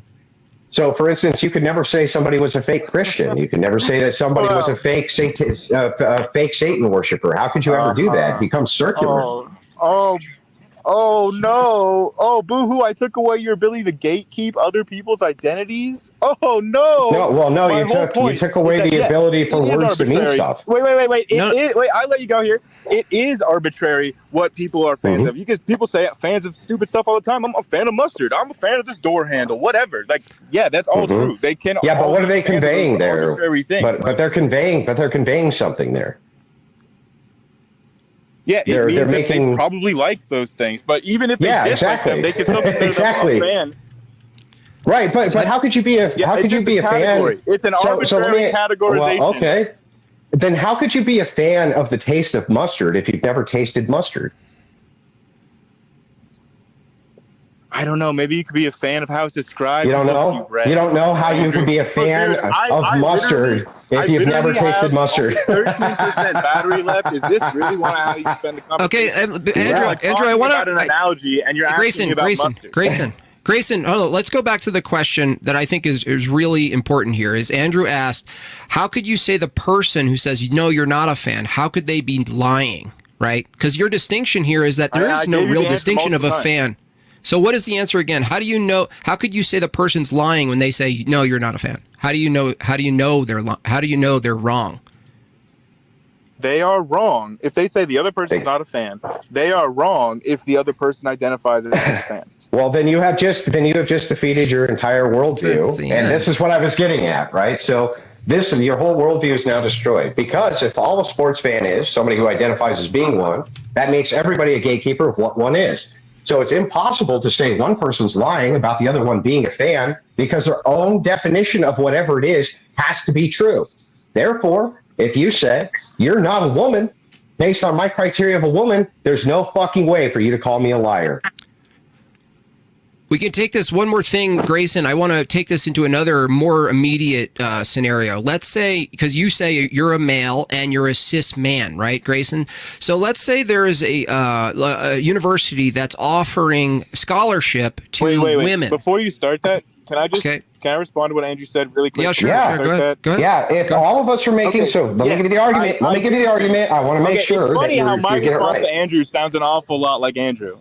Like, isn't that weird? I just want to make sure you get I just want to make sure you get it right. So I'm just going to repeat it real quick. If the identity of a fan is whatever they claim it is, you cannot call another fan a liar for saying you are not one, because, like you said, it is arbitrary. Correct? You can still determine whether or not they're lying. There are other physiological, empirical tests about whether or not somebody's lying. Other factors that portray if somebody's telling the truth or not. You can tell if somebody's lying physiologically, biometrically. But lies are based on intent. If they mean it, if they mean you're not a fan, right? They mean that, then they're not lying. And you can't say that they're lying based on criteria.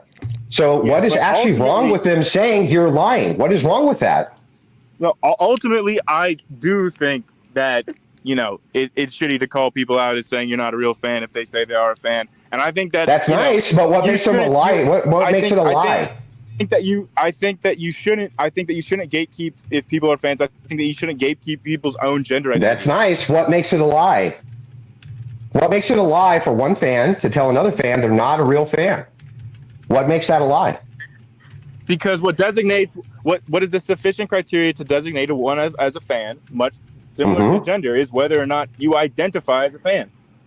Yeah, sure, but however you identify as a fan is going to have over and over again. Hang on, no, we're not. This is my turn. Hold on, my turn. Grayson. It's my turn. Hold on, Grayson. It's my turn, Grayson, bro. just engage. Let him so talk. no, this is not correct, because whatever your identity is, self-identity of fans, going to have criteria. If somebody else doesn't meet that criteria, and you say it's arbitrary, so you can make up whatever criteria you want. If I say you're not a fan, how could I be lying? How? Because the sufficient criteria is whether or not they identify as a fan. We're going in circles because you don't understand the points I'm making. Well, I want to ask your question, because now I'm at less than 10% battery. That's totally incoherent. How the hell does your cell phone in 10 minutes lose 12% battery? I just want to point out, Grayson. I don't know, man, because I'm live streaming. I'm in the middle of nowhere, Idaho right now on a road trip. Yeah, so I just want to make sure I got this clear. You can come up with whatever your definition of fan is, and you are that thing. However, telling somebody else that they're not that thing because they don't meet that definite criteria, you're lying about that. Can you even explain how that's coherent? Yeah, I just did. I've explained Do it again. Like, use whether small words. A fan is a process of their own self-identity as one. So for you to say they're not when they identify as one would make you a liar. You should just but you identifying as a fan has criteria. Hey, Andrew, how about just generally you don't gatekeep people's identities. Okay, we can call. Well, it how that. about we do? Because words mean stuff. So moving back to this though, if I still don't understand. You got to explain it words again. do mean stuff, and sex and If gender you- mean two different things. if you say- realize if- that, I if am you a say- word. oh, no, one at a time, no. Grayson. Realize that Grayson, sex and gender mean two different things. Just One at a over time. talking and spurting. So One at a again, time. if I identify as a sports fan and because I self ID as that thing, I am that thing. And my criteria for what makes you one is that you go and buy the fans merch. If you say that you're a sports fan, but you don't buy the fans merch, so I say you're not a sports fan, how in the world could I be wrong? Because I consider myself a sports fan, and that's all that's So required. only the person who makes the ID claim is the person who's in the right. That's it. Yep. So the other criteria then. So there's no possible way you realize this. This is now you're in a logical contradiction. There's no possible way for you to ever make a claim based on self ID that the other person is lying or is incorrect, even if your self ID has the standards for true. what that thing is.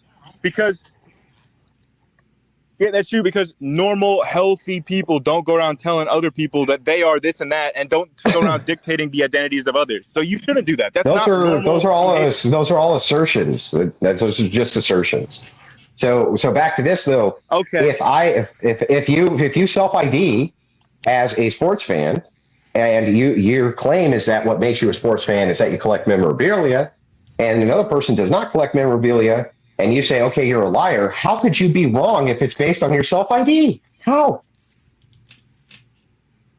Well, maybe to their definition, you're not a true fan, but they don't have And a to right your to definition, they're whether not. or not you're a fan.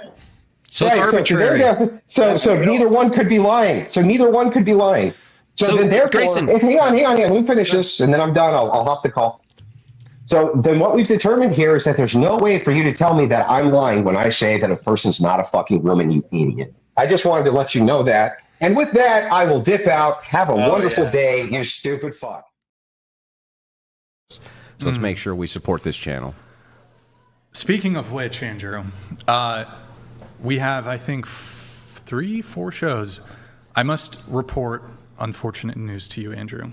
For tomorrow, the individual in question cowered because she saw your debate with Kenzie, and she knew.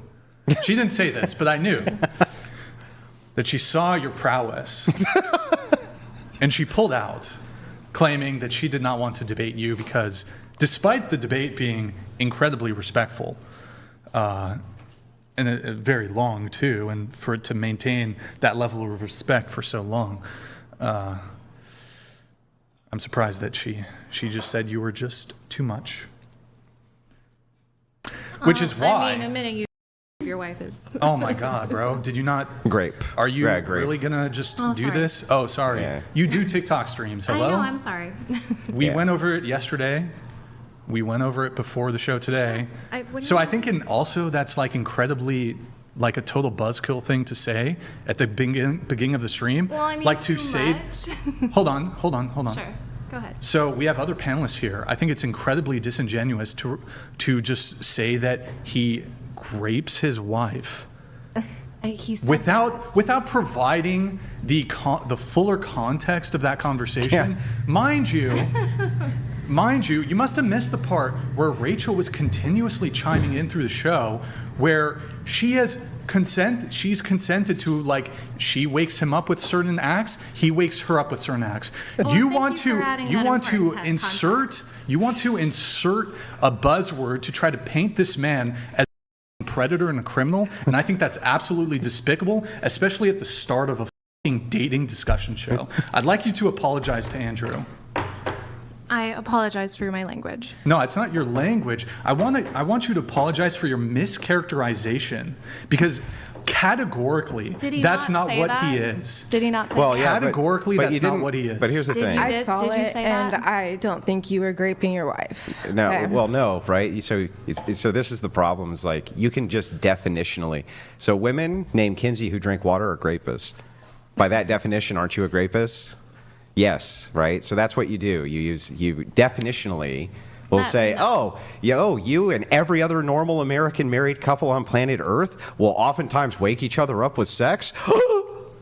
It's grape. It's like, it's the most ridiculous thing anybody's ever. They were laughing at you because it's so ridiculous. I don't think it's ridiculous that one aspect of engaging with someone when you're having sex is that they're conscious. Oh, anybody here? I mean, that's ever just had absolutely ridiculous. ever been in a couple relationship where one of you woke the other one up with sex? Anyone? No, just me and you. That's it. I ask. It's good to make sure. Yeah. Like if you're married to the other person before you do that. Why do you want them to be unconscious? I mean, I don't my wake. I'm not literally. I don't have the device that puts it in. Yeah. But I so funny. wake them up in ways to suggest that I want it, and then Do you suggest that you want it, or you actually are like forcing penetration while they're unconscious? I'm not doing that. I'm not doing that. That'd be pretty hard. So funny. Mean, you would have There to we have go. a lot of intent to. Seems like she walked it back. No, I mean, most people in those situations, there's like groping and stuff. They don't usually put it straight on in when they. I don't know how to That's what I explain was it. thinking. They only SA you while you're asleep then. They don't finish if it's in her what do they do? definition What are they doing? of essay. Are they just grabbing a boob? You can't, I don't personally, my boundaries in a relationship, I'm okay with that. If someone is not okay with that, then it is essay and grape, So I'll explain it like this, I guess really simply. If you have given consent to your girlfriend, hey babe, I would like you to, and I will allow you to wake me up with a BJ. Her position is that woman has just now committed a felony. Would you guys agree that she should be then arrested and placed? I mean, she doesn't believe in prison. Should she then be placed in prison? A girlfriend, your boyfriend says, hey babe, I'd like you to wake me up with a BJ. You fully have my consent. She thinks that that's SA. She thinks that that's a felony. I don't agree with that. No, let's let the panel I can see where she's coming from. Like, how are you serious? No, I'm not saying. I can see what she's trying to say. Like, she would want like her partner to be awake or her be awake before like having sex. Well, that's fine if that's her standard for her relationship. Do you think consent should be reversible? But it's not rape. It can. If they say no and they keep going, that is so rape. You're saying if I tell my girlfriend, I'm just asking. Do you think are you an saying, aspect of consent is that it's reversible? So it is are you saying that if I How tell, can you reverse it if you're unconscious? If he's doing it and you wake up and you don't want to, then just be like, I don't feel like it, and have him stop. Yeah. It's that simple. I mean, imagine you wake up and your boyfriend is having sex with you. I don't think it starts like that. You would First, wake it up. That for me would feel. I don't have to imagine it. I do it all the time. Or something. Very violating if he has been. I don't think you would penetrating sleep me through while that I'm unless you're on drugs. why do you conveniently omit and exclude the portion where there has been consent given?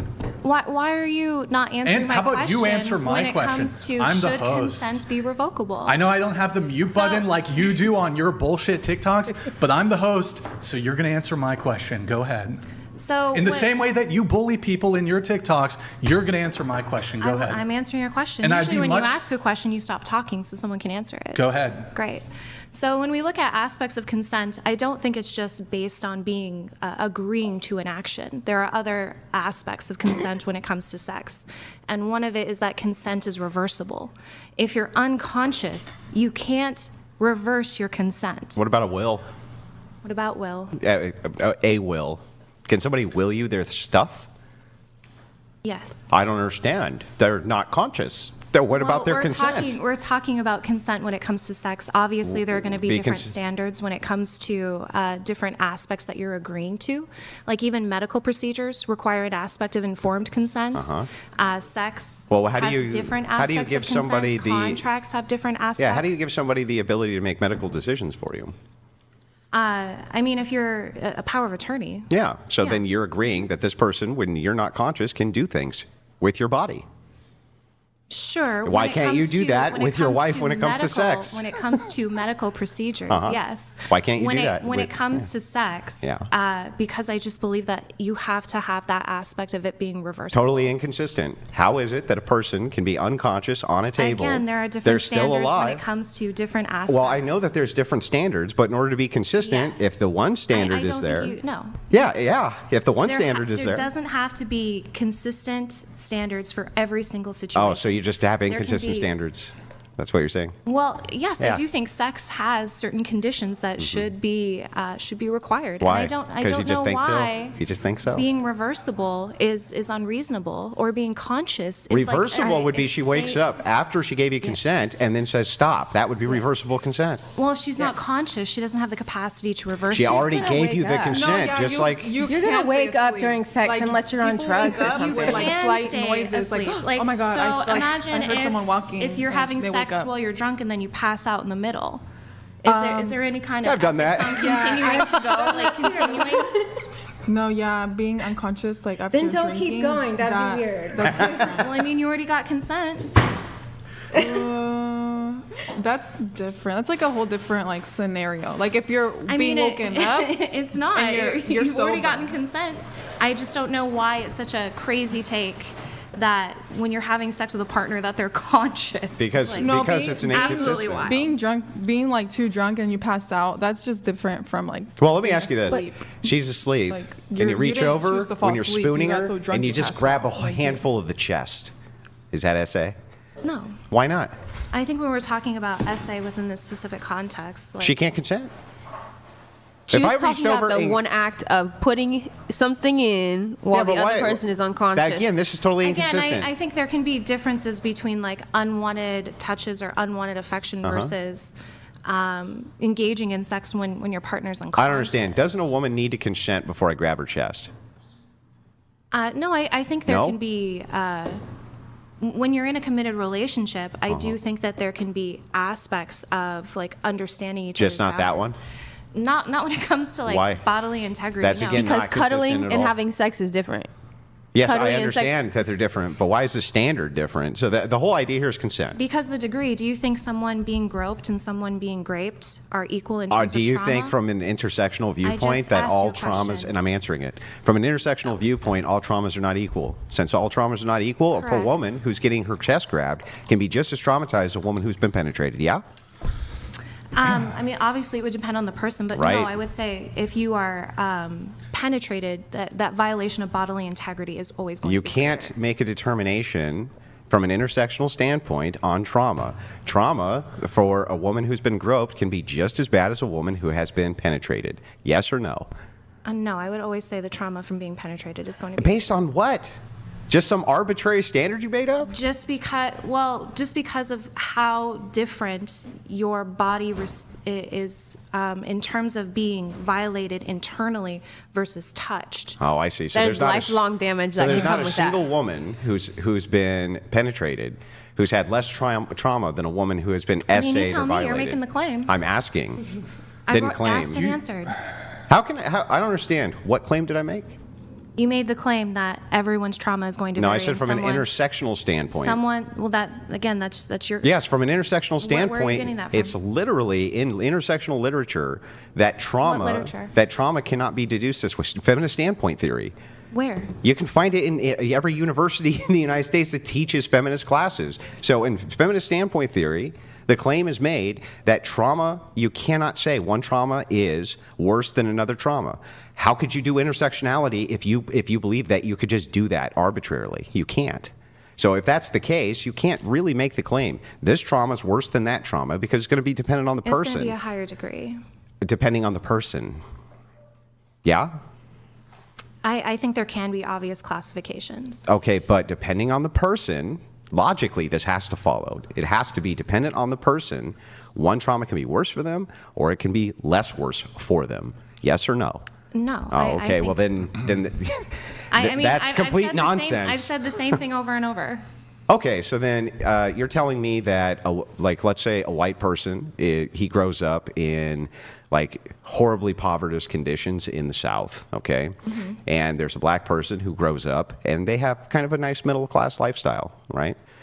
Do you think that if that black person is called the N-word and that Southerner is called the C-word, even though clearly, objectively, that white person has a worse standard of living than the black person, that's more or less hurtful for one or the other? What's the C word? Don't say it. Oh my God, yeah, I can't say it. I don't know what the C word is. I'm just wondering. Because everyone knows what the Is it N word less is. or more hurtful? I'm just wondering what's the obviously C the word? N-word is going to be worse. Based on what? Based on the generational and historic How could that be worse on the guy who's middle class, though? It has nothing, because it has nothing to do Hey, with whoa. Hold on. Hey. Did you forget the part of the conversation where only one person should be speaking at a time?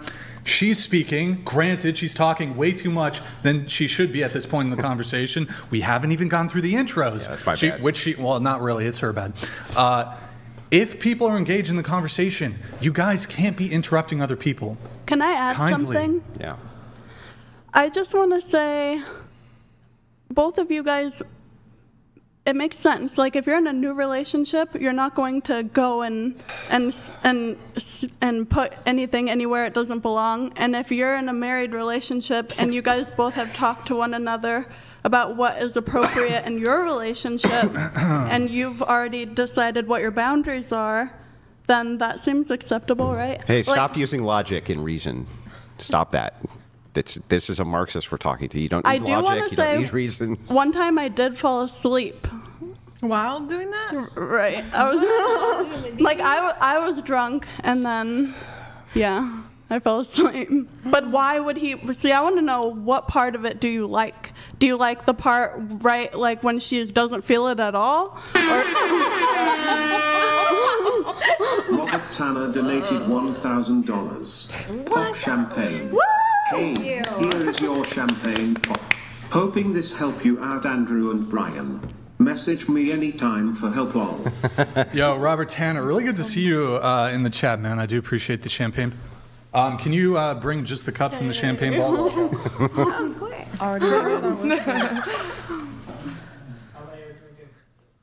Just give me the whole bag and I'll figure it out. I'm actually denying you and you champagne. Wait, what?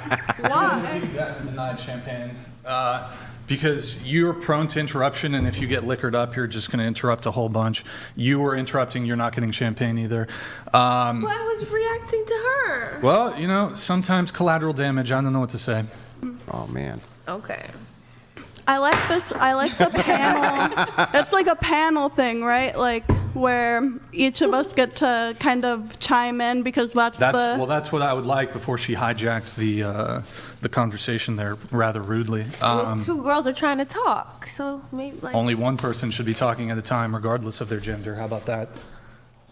All right. Yeah, why don't you listen to that? Huh? Yeah, regardless of their gender and regardless of their... Wait, when they were having an exchange... How about, do you think I'm going to say anything? I'm not... Stop. I'm not getting champagne, so I have no incentive to participate in good faith in the conversation. When this is your second time on the show, I've already went over the rules with you multiple times. You were interrupting Kenzie when she was speaking. You were interrupting them while they're in the midst of a conversation. You reeled her into your disruption too. I said, can I add? And this no. I'm not going to let you get away with that. You said, can I add, after I told you to be quiet and stop interrupting people. He said, sure. Yeah, he did. Are you guys actually gaslighting right now?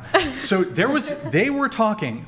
Then they started having a sidebar conversation after I justly told her to be quiet and let Kenzie finish talking. Then she said, can I add something? And then he said, sure.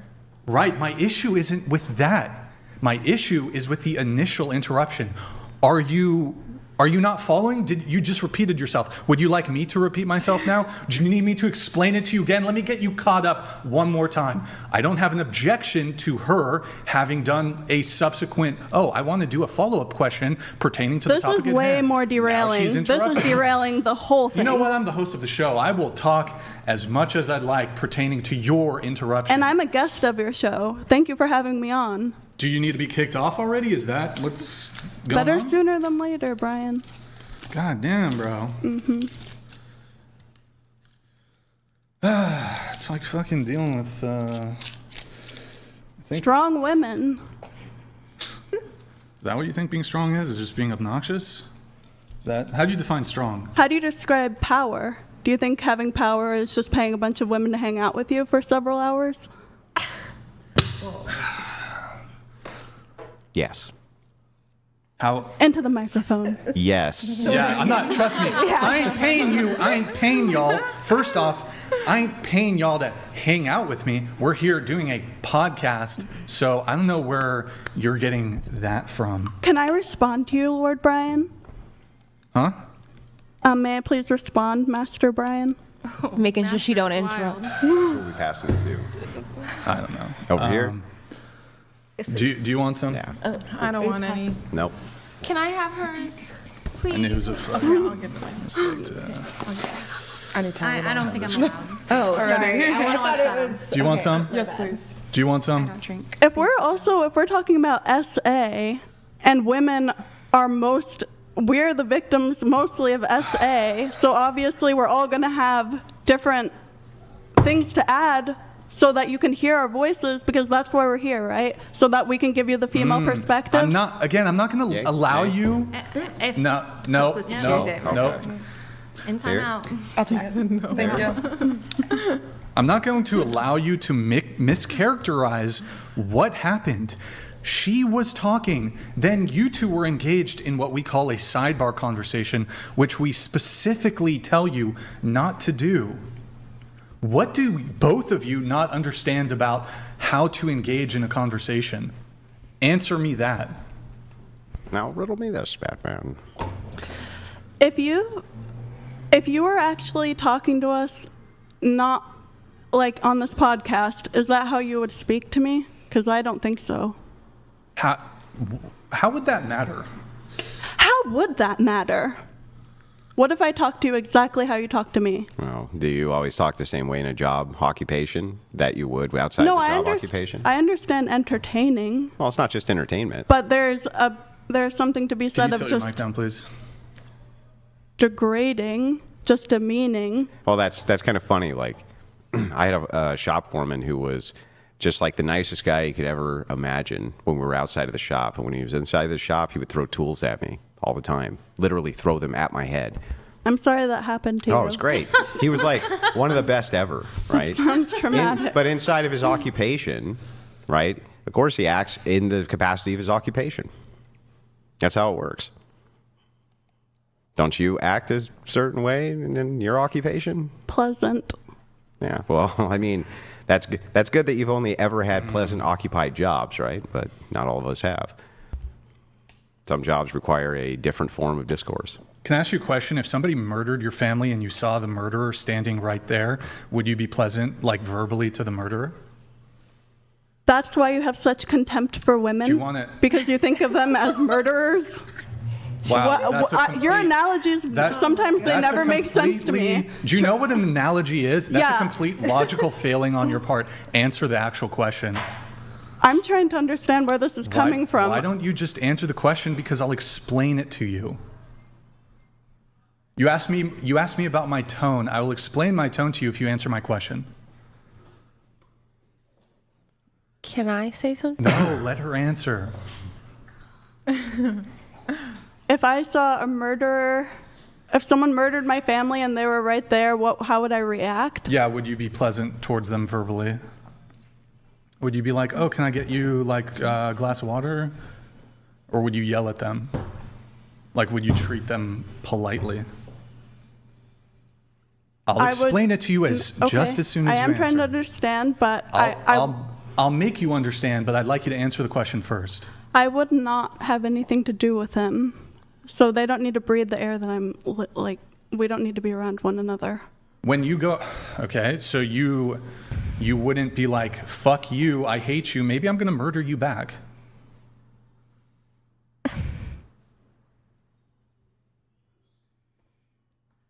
Yeah.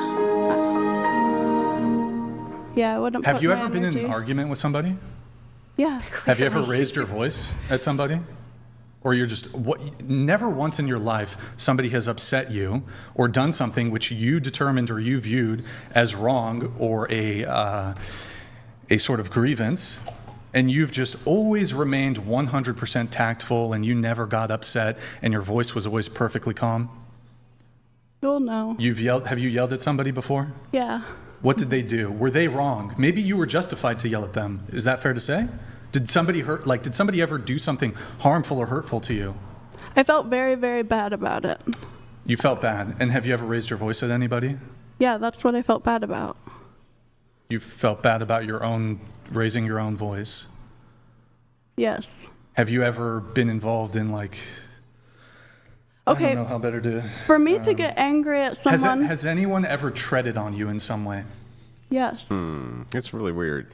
It's like, because I can see you use cutting wit to cut people down, right? Do you feel bad about that? I do not cut people down. Are you sure?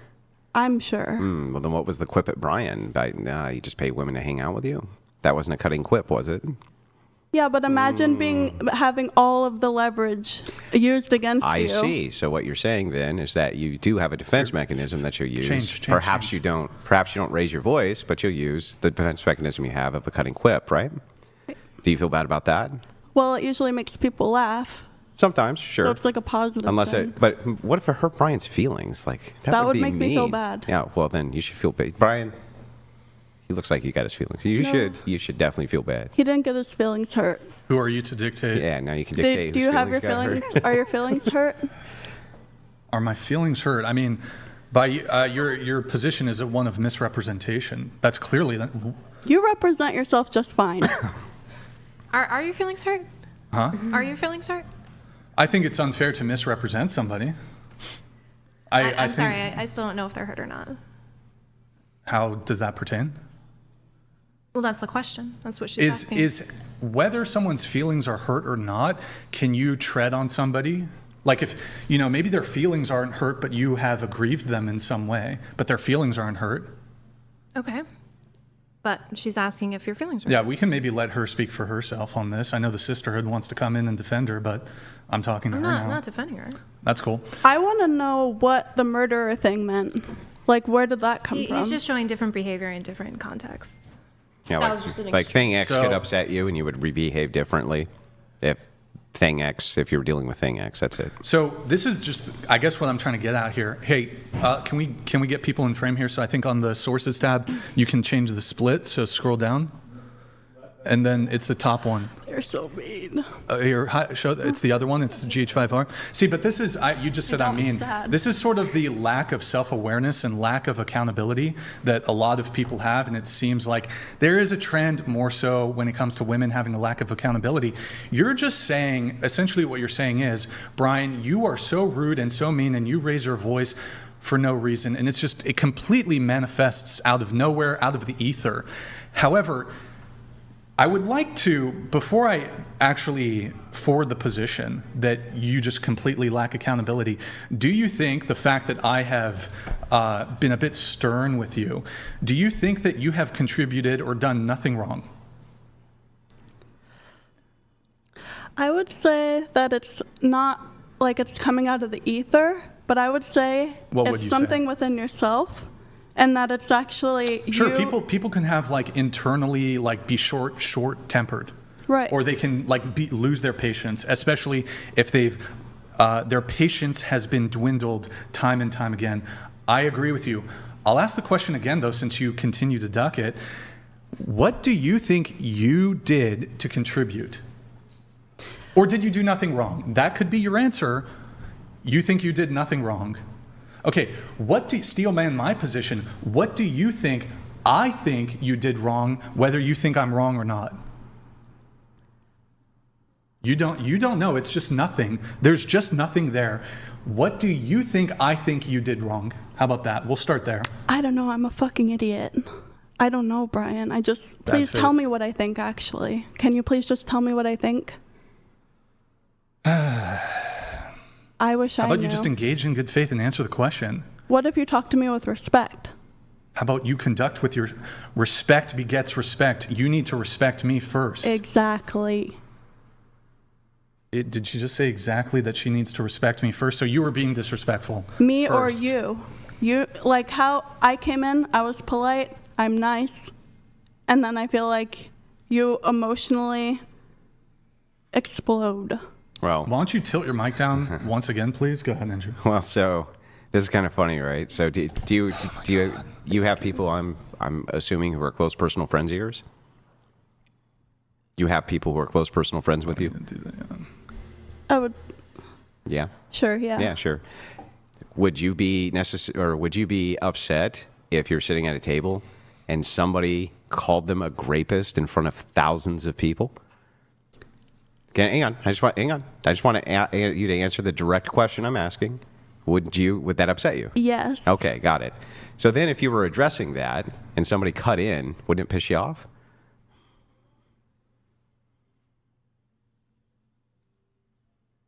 Do you actually want me to answer? Is this rhetorical? No, it's a direct question. I'm not being loud or... This is a panel discussion, and I heard SA being discussed. I'm a woman, and I think, okay, I have something to say about this. Totally agree with your recap. And also, I want to say that I was just going to add so that the conversation could be over. I understand. Because it was way too long. I understand. I don't even. But hang on. But I understand the recap. Grant. Well, hang on. I understand the recap. The recap's wrong. Like but the thing is, like, even if that recap is true, I just would like you to answer me. If somebody cut in, right, when that exchange was going on, when somebody called a close personal friend of yours a rapist, wouldn't that piss you off? No. No. Okay. I think the most reasonable people would piss them off, but okay. You would have to think, what are their intentions? Are they trying to diffuse the situation? Maybe we're all on a show. Here, I'll make it. I'm going to have to move it on. Okay. I'm going to ask one, I guess, final thing on this. And the whole panel is going to have to weigh in on this. Did before the show, when Blake there was giving the pre-show instructions, did he say the following thing? One person speaking at a time. Don't interrupt. No sidebar conversations, which is leaning over to the person next to you and speaking to them. Did he say that?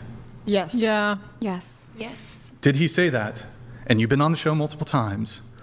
I heard him say that, but I'm saying I'm trying to understand how. I mean, I do see her point that maybe she thought there was a time where she couldn't, like, he also said be aggressive, make sure you just don't sit there. I think there can be a little grace there. No, here's what happened is there was a moment after the initial confrontation that I had with her where she said, now can I ask something? But you guys are conveniently omitting or ignoring the part when you were talking, Kenzie, they were talking. They were sidebarring. I said, what is the C word? That is an important thing to talk about. How could you ever say but that, I said, which one is worse, the N-word or fucking cracker? Okay, I gotta kick you off the show. Whoa. I told you not to say it in the moment. I have to kick you off the show. Kindly get up and leave. Cracker, faggot, retard. Oh my God. God. If you're not gonna, no. Get off the show. You're gonna pay me for partial. You're gonna pay me for as long as I've been here. I'm not leaving until you pay me. Get off the show. I'm not leaving until you pay me. Get off the show. I'm not leaving until you pay me. You're gonna have to handle it afterwards because you know how it is. You're not getting paid. Get off the show. How dare you say You'll that get paid. cracker I'll pay you. and the N-word Stop. are even You close can't to say the those same? words. You can't say those words. They're not the same. By the way, you signed an agreement. How does this make you feel? I want to know.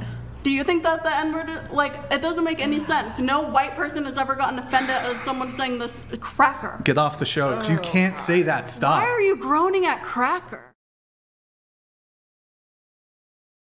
Get off. Get off. Because there are rules for the platforms. You can't say those words. It has nothing to do. Where did it say we can't say cracker? I told you before the fucking show. What is wrong with you? I didn't even know that was a bad word. You need to leave. This conversation is over. Get up and leave. Get up and leave. Have I been here for an hour? Because I'm going to be paid for at least the hour. Sure. Fine. Whatever. Get up and leave. You'll be paid for the hour. Get up and leave. Thank you. Kindly get the fuck out and leave. You're a little man, Brian. You're a tiny little man. Thank you. You too. I saw your discussion with the Korean Get girl, the fuck out. I just want to say that Get was the fuck out, lady. You don't know her culture. Get out. You sound like you're deaf. and you're thinking stupid. Get the Get the fuck out of here. What if we just go take this outside? What if we talk about You're gonna physically assault me? No, let's go outside. I want to talk about it. You should stop. I want to talk You about ain't it. none of it? I want to talk You're about gonna- it. You're not talking. I think she's gonna hit. I want to Are you talk gonna about hit? it. Oh my God. Don't do it. I think hey, Priscilla, Don't talk about it with yourself. Priscilla, this is Don't not talk making it about it with better. yourself. No, how about we talk Priscilla, about it this together? is not How about making when anything you, better. When you make fun of me, you look at me in my eyes. Oh man, look at me, look at your eyes. Let's go. I could just. Andrew, just stop. Priscilla, just get out. Let's de-escalate a little bit. Yeah, Priscilla, I'll just walk get away. out. Yeah, let's. Priscilla, go that way. Priscilla, go that way. Girl, I don't feel safe. You don't want to make the other girls feel safe. Let's go. Go that way. Go that way. Come on. Come on. Go that. Don't walk this way. You disgust me. All of your followers disgust me. You guys are disgusting, misogynistic, tiny little dicked men. I hope you understand that. Thank you. Crashing out. Just get out. Just leave. Just get your shit and leave. Just get out and leave. Cool, I get it. I disgust you. Get out and leave. You really do. Get out and leave.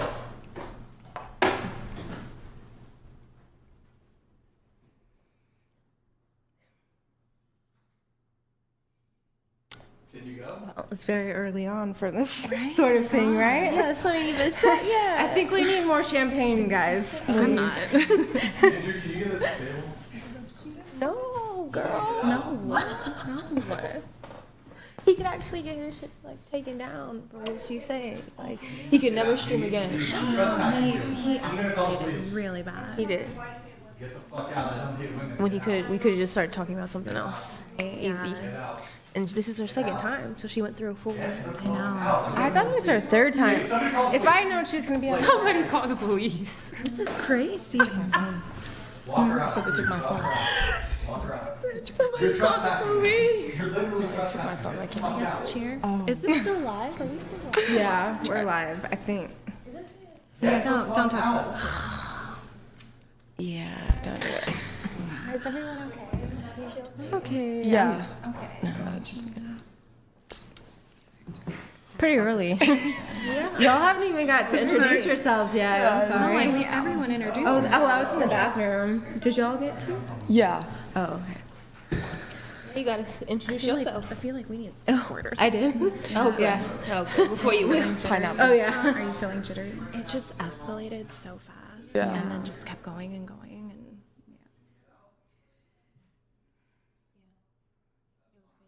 and now we're here. Like, And I low-key thought they were like friends because she asked to wear his jacket earlier. And I was like, I don't. chose Brian? I don't know. Chose that? Well, I think they are, and they had a talk before too. Like I don't think it was.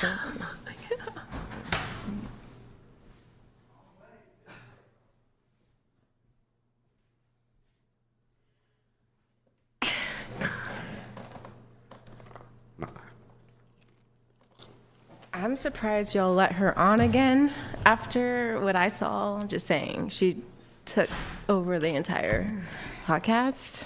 I don't know. I don't remember ever talking to her. Oh wow.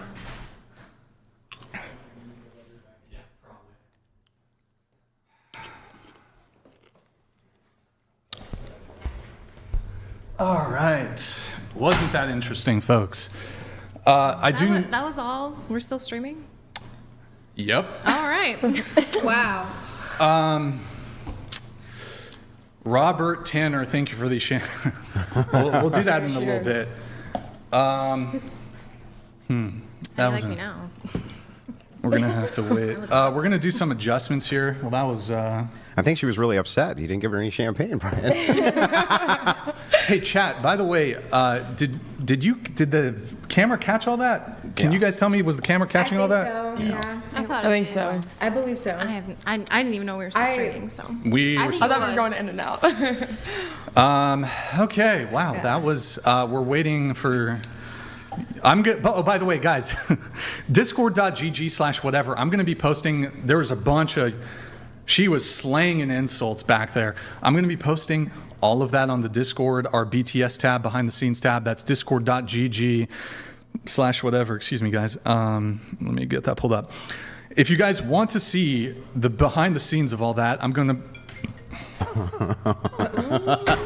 If you want to see the behind the scenes of all of that, I'm going to be posting it to our Discord on the behind the scenes tab, discord.gg/whatever. I'll get it posted probably later tonight. Well, that's a good way to get the adrenaline pumping there. I need a cigarette anyway.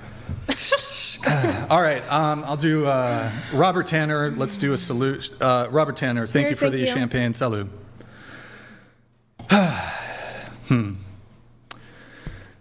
So, is that context for you? Or do you think she was completely justified in her conduct and behavior? I don't think she was justified. But And you see what? But you said context doesn't matter, and you had a quarrel with me. Hold on. I have said context matters. You had a quarrel with me yesterday, and we're not going to linger on this long. That I had to kick another girl out, and you said what? And then I called her a degen. And the context doesn't matter, and that was wrong for Brian to do that.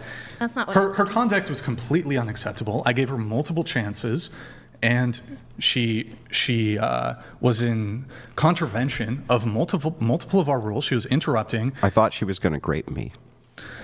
She actually, technically, that was a physical assault. I don't think that was pretty wild. Multiple women have tried on this show. I did see one.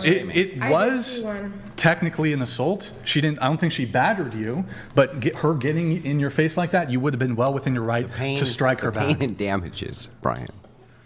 Pineapple people and now pineapple pizza and now this, Brian. What else am I supposed to deal with on this show? Yeah. All right, we're gonna. I forgot to take a sip of my champagne. Thanks for watching. There is hope in Jesus Christ. He will never leave you or forsake you. Like and subscribe and join our Discord for friends and more.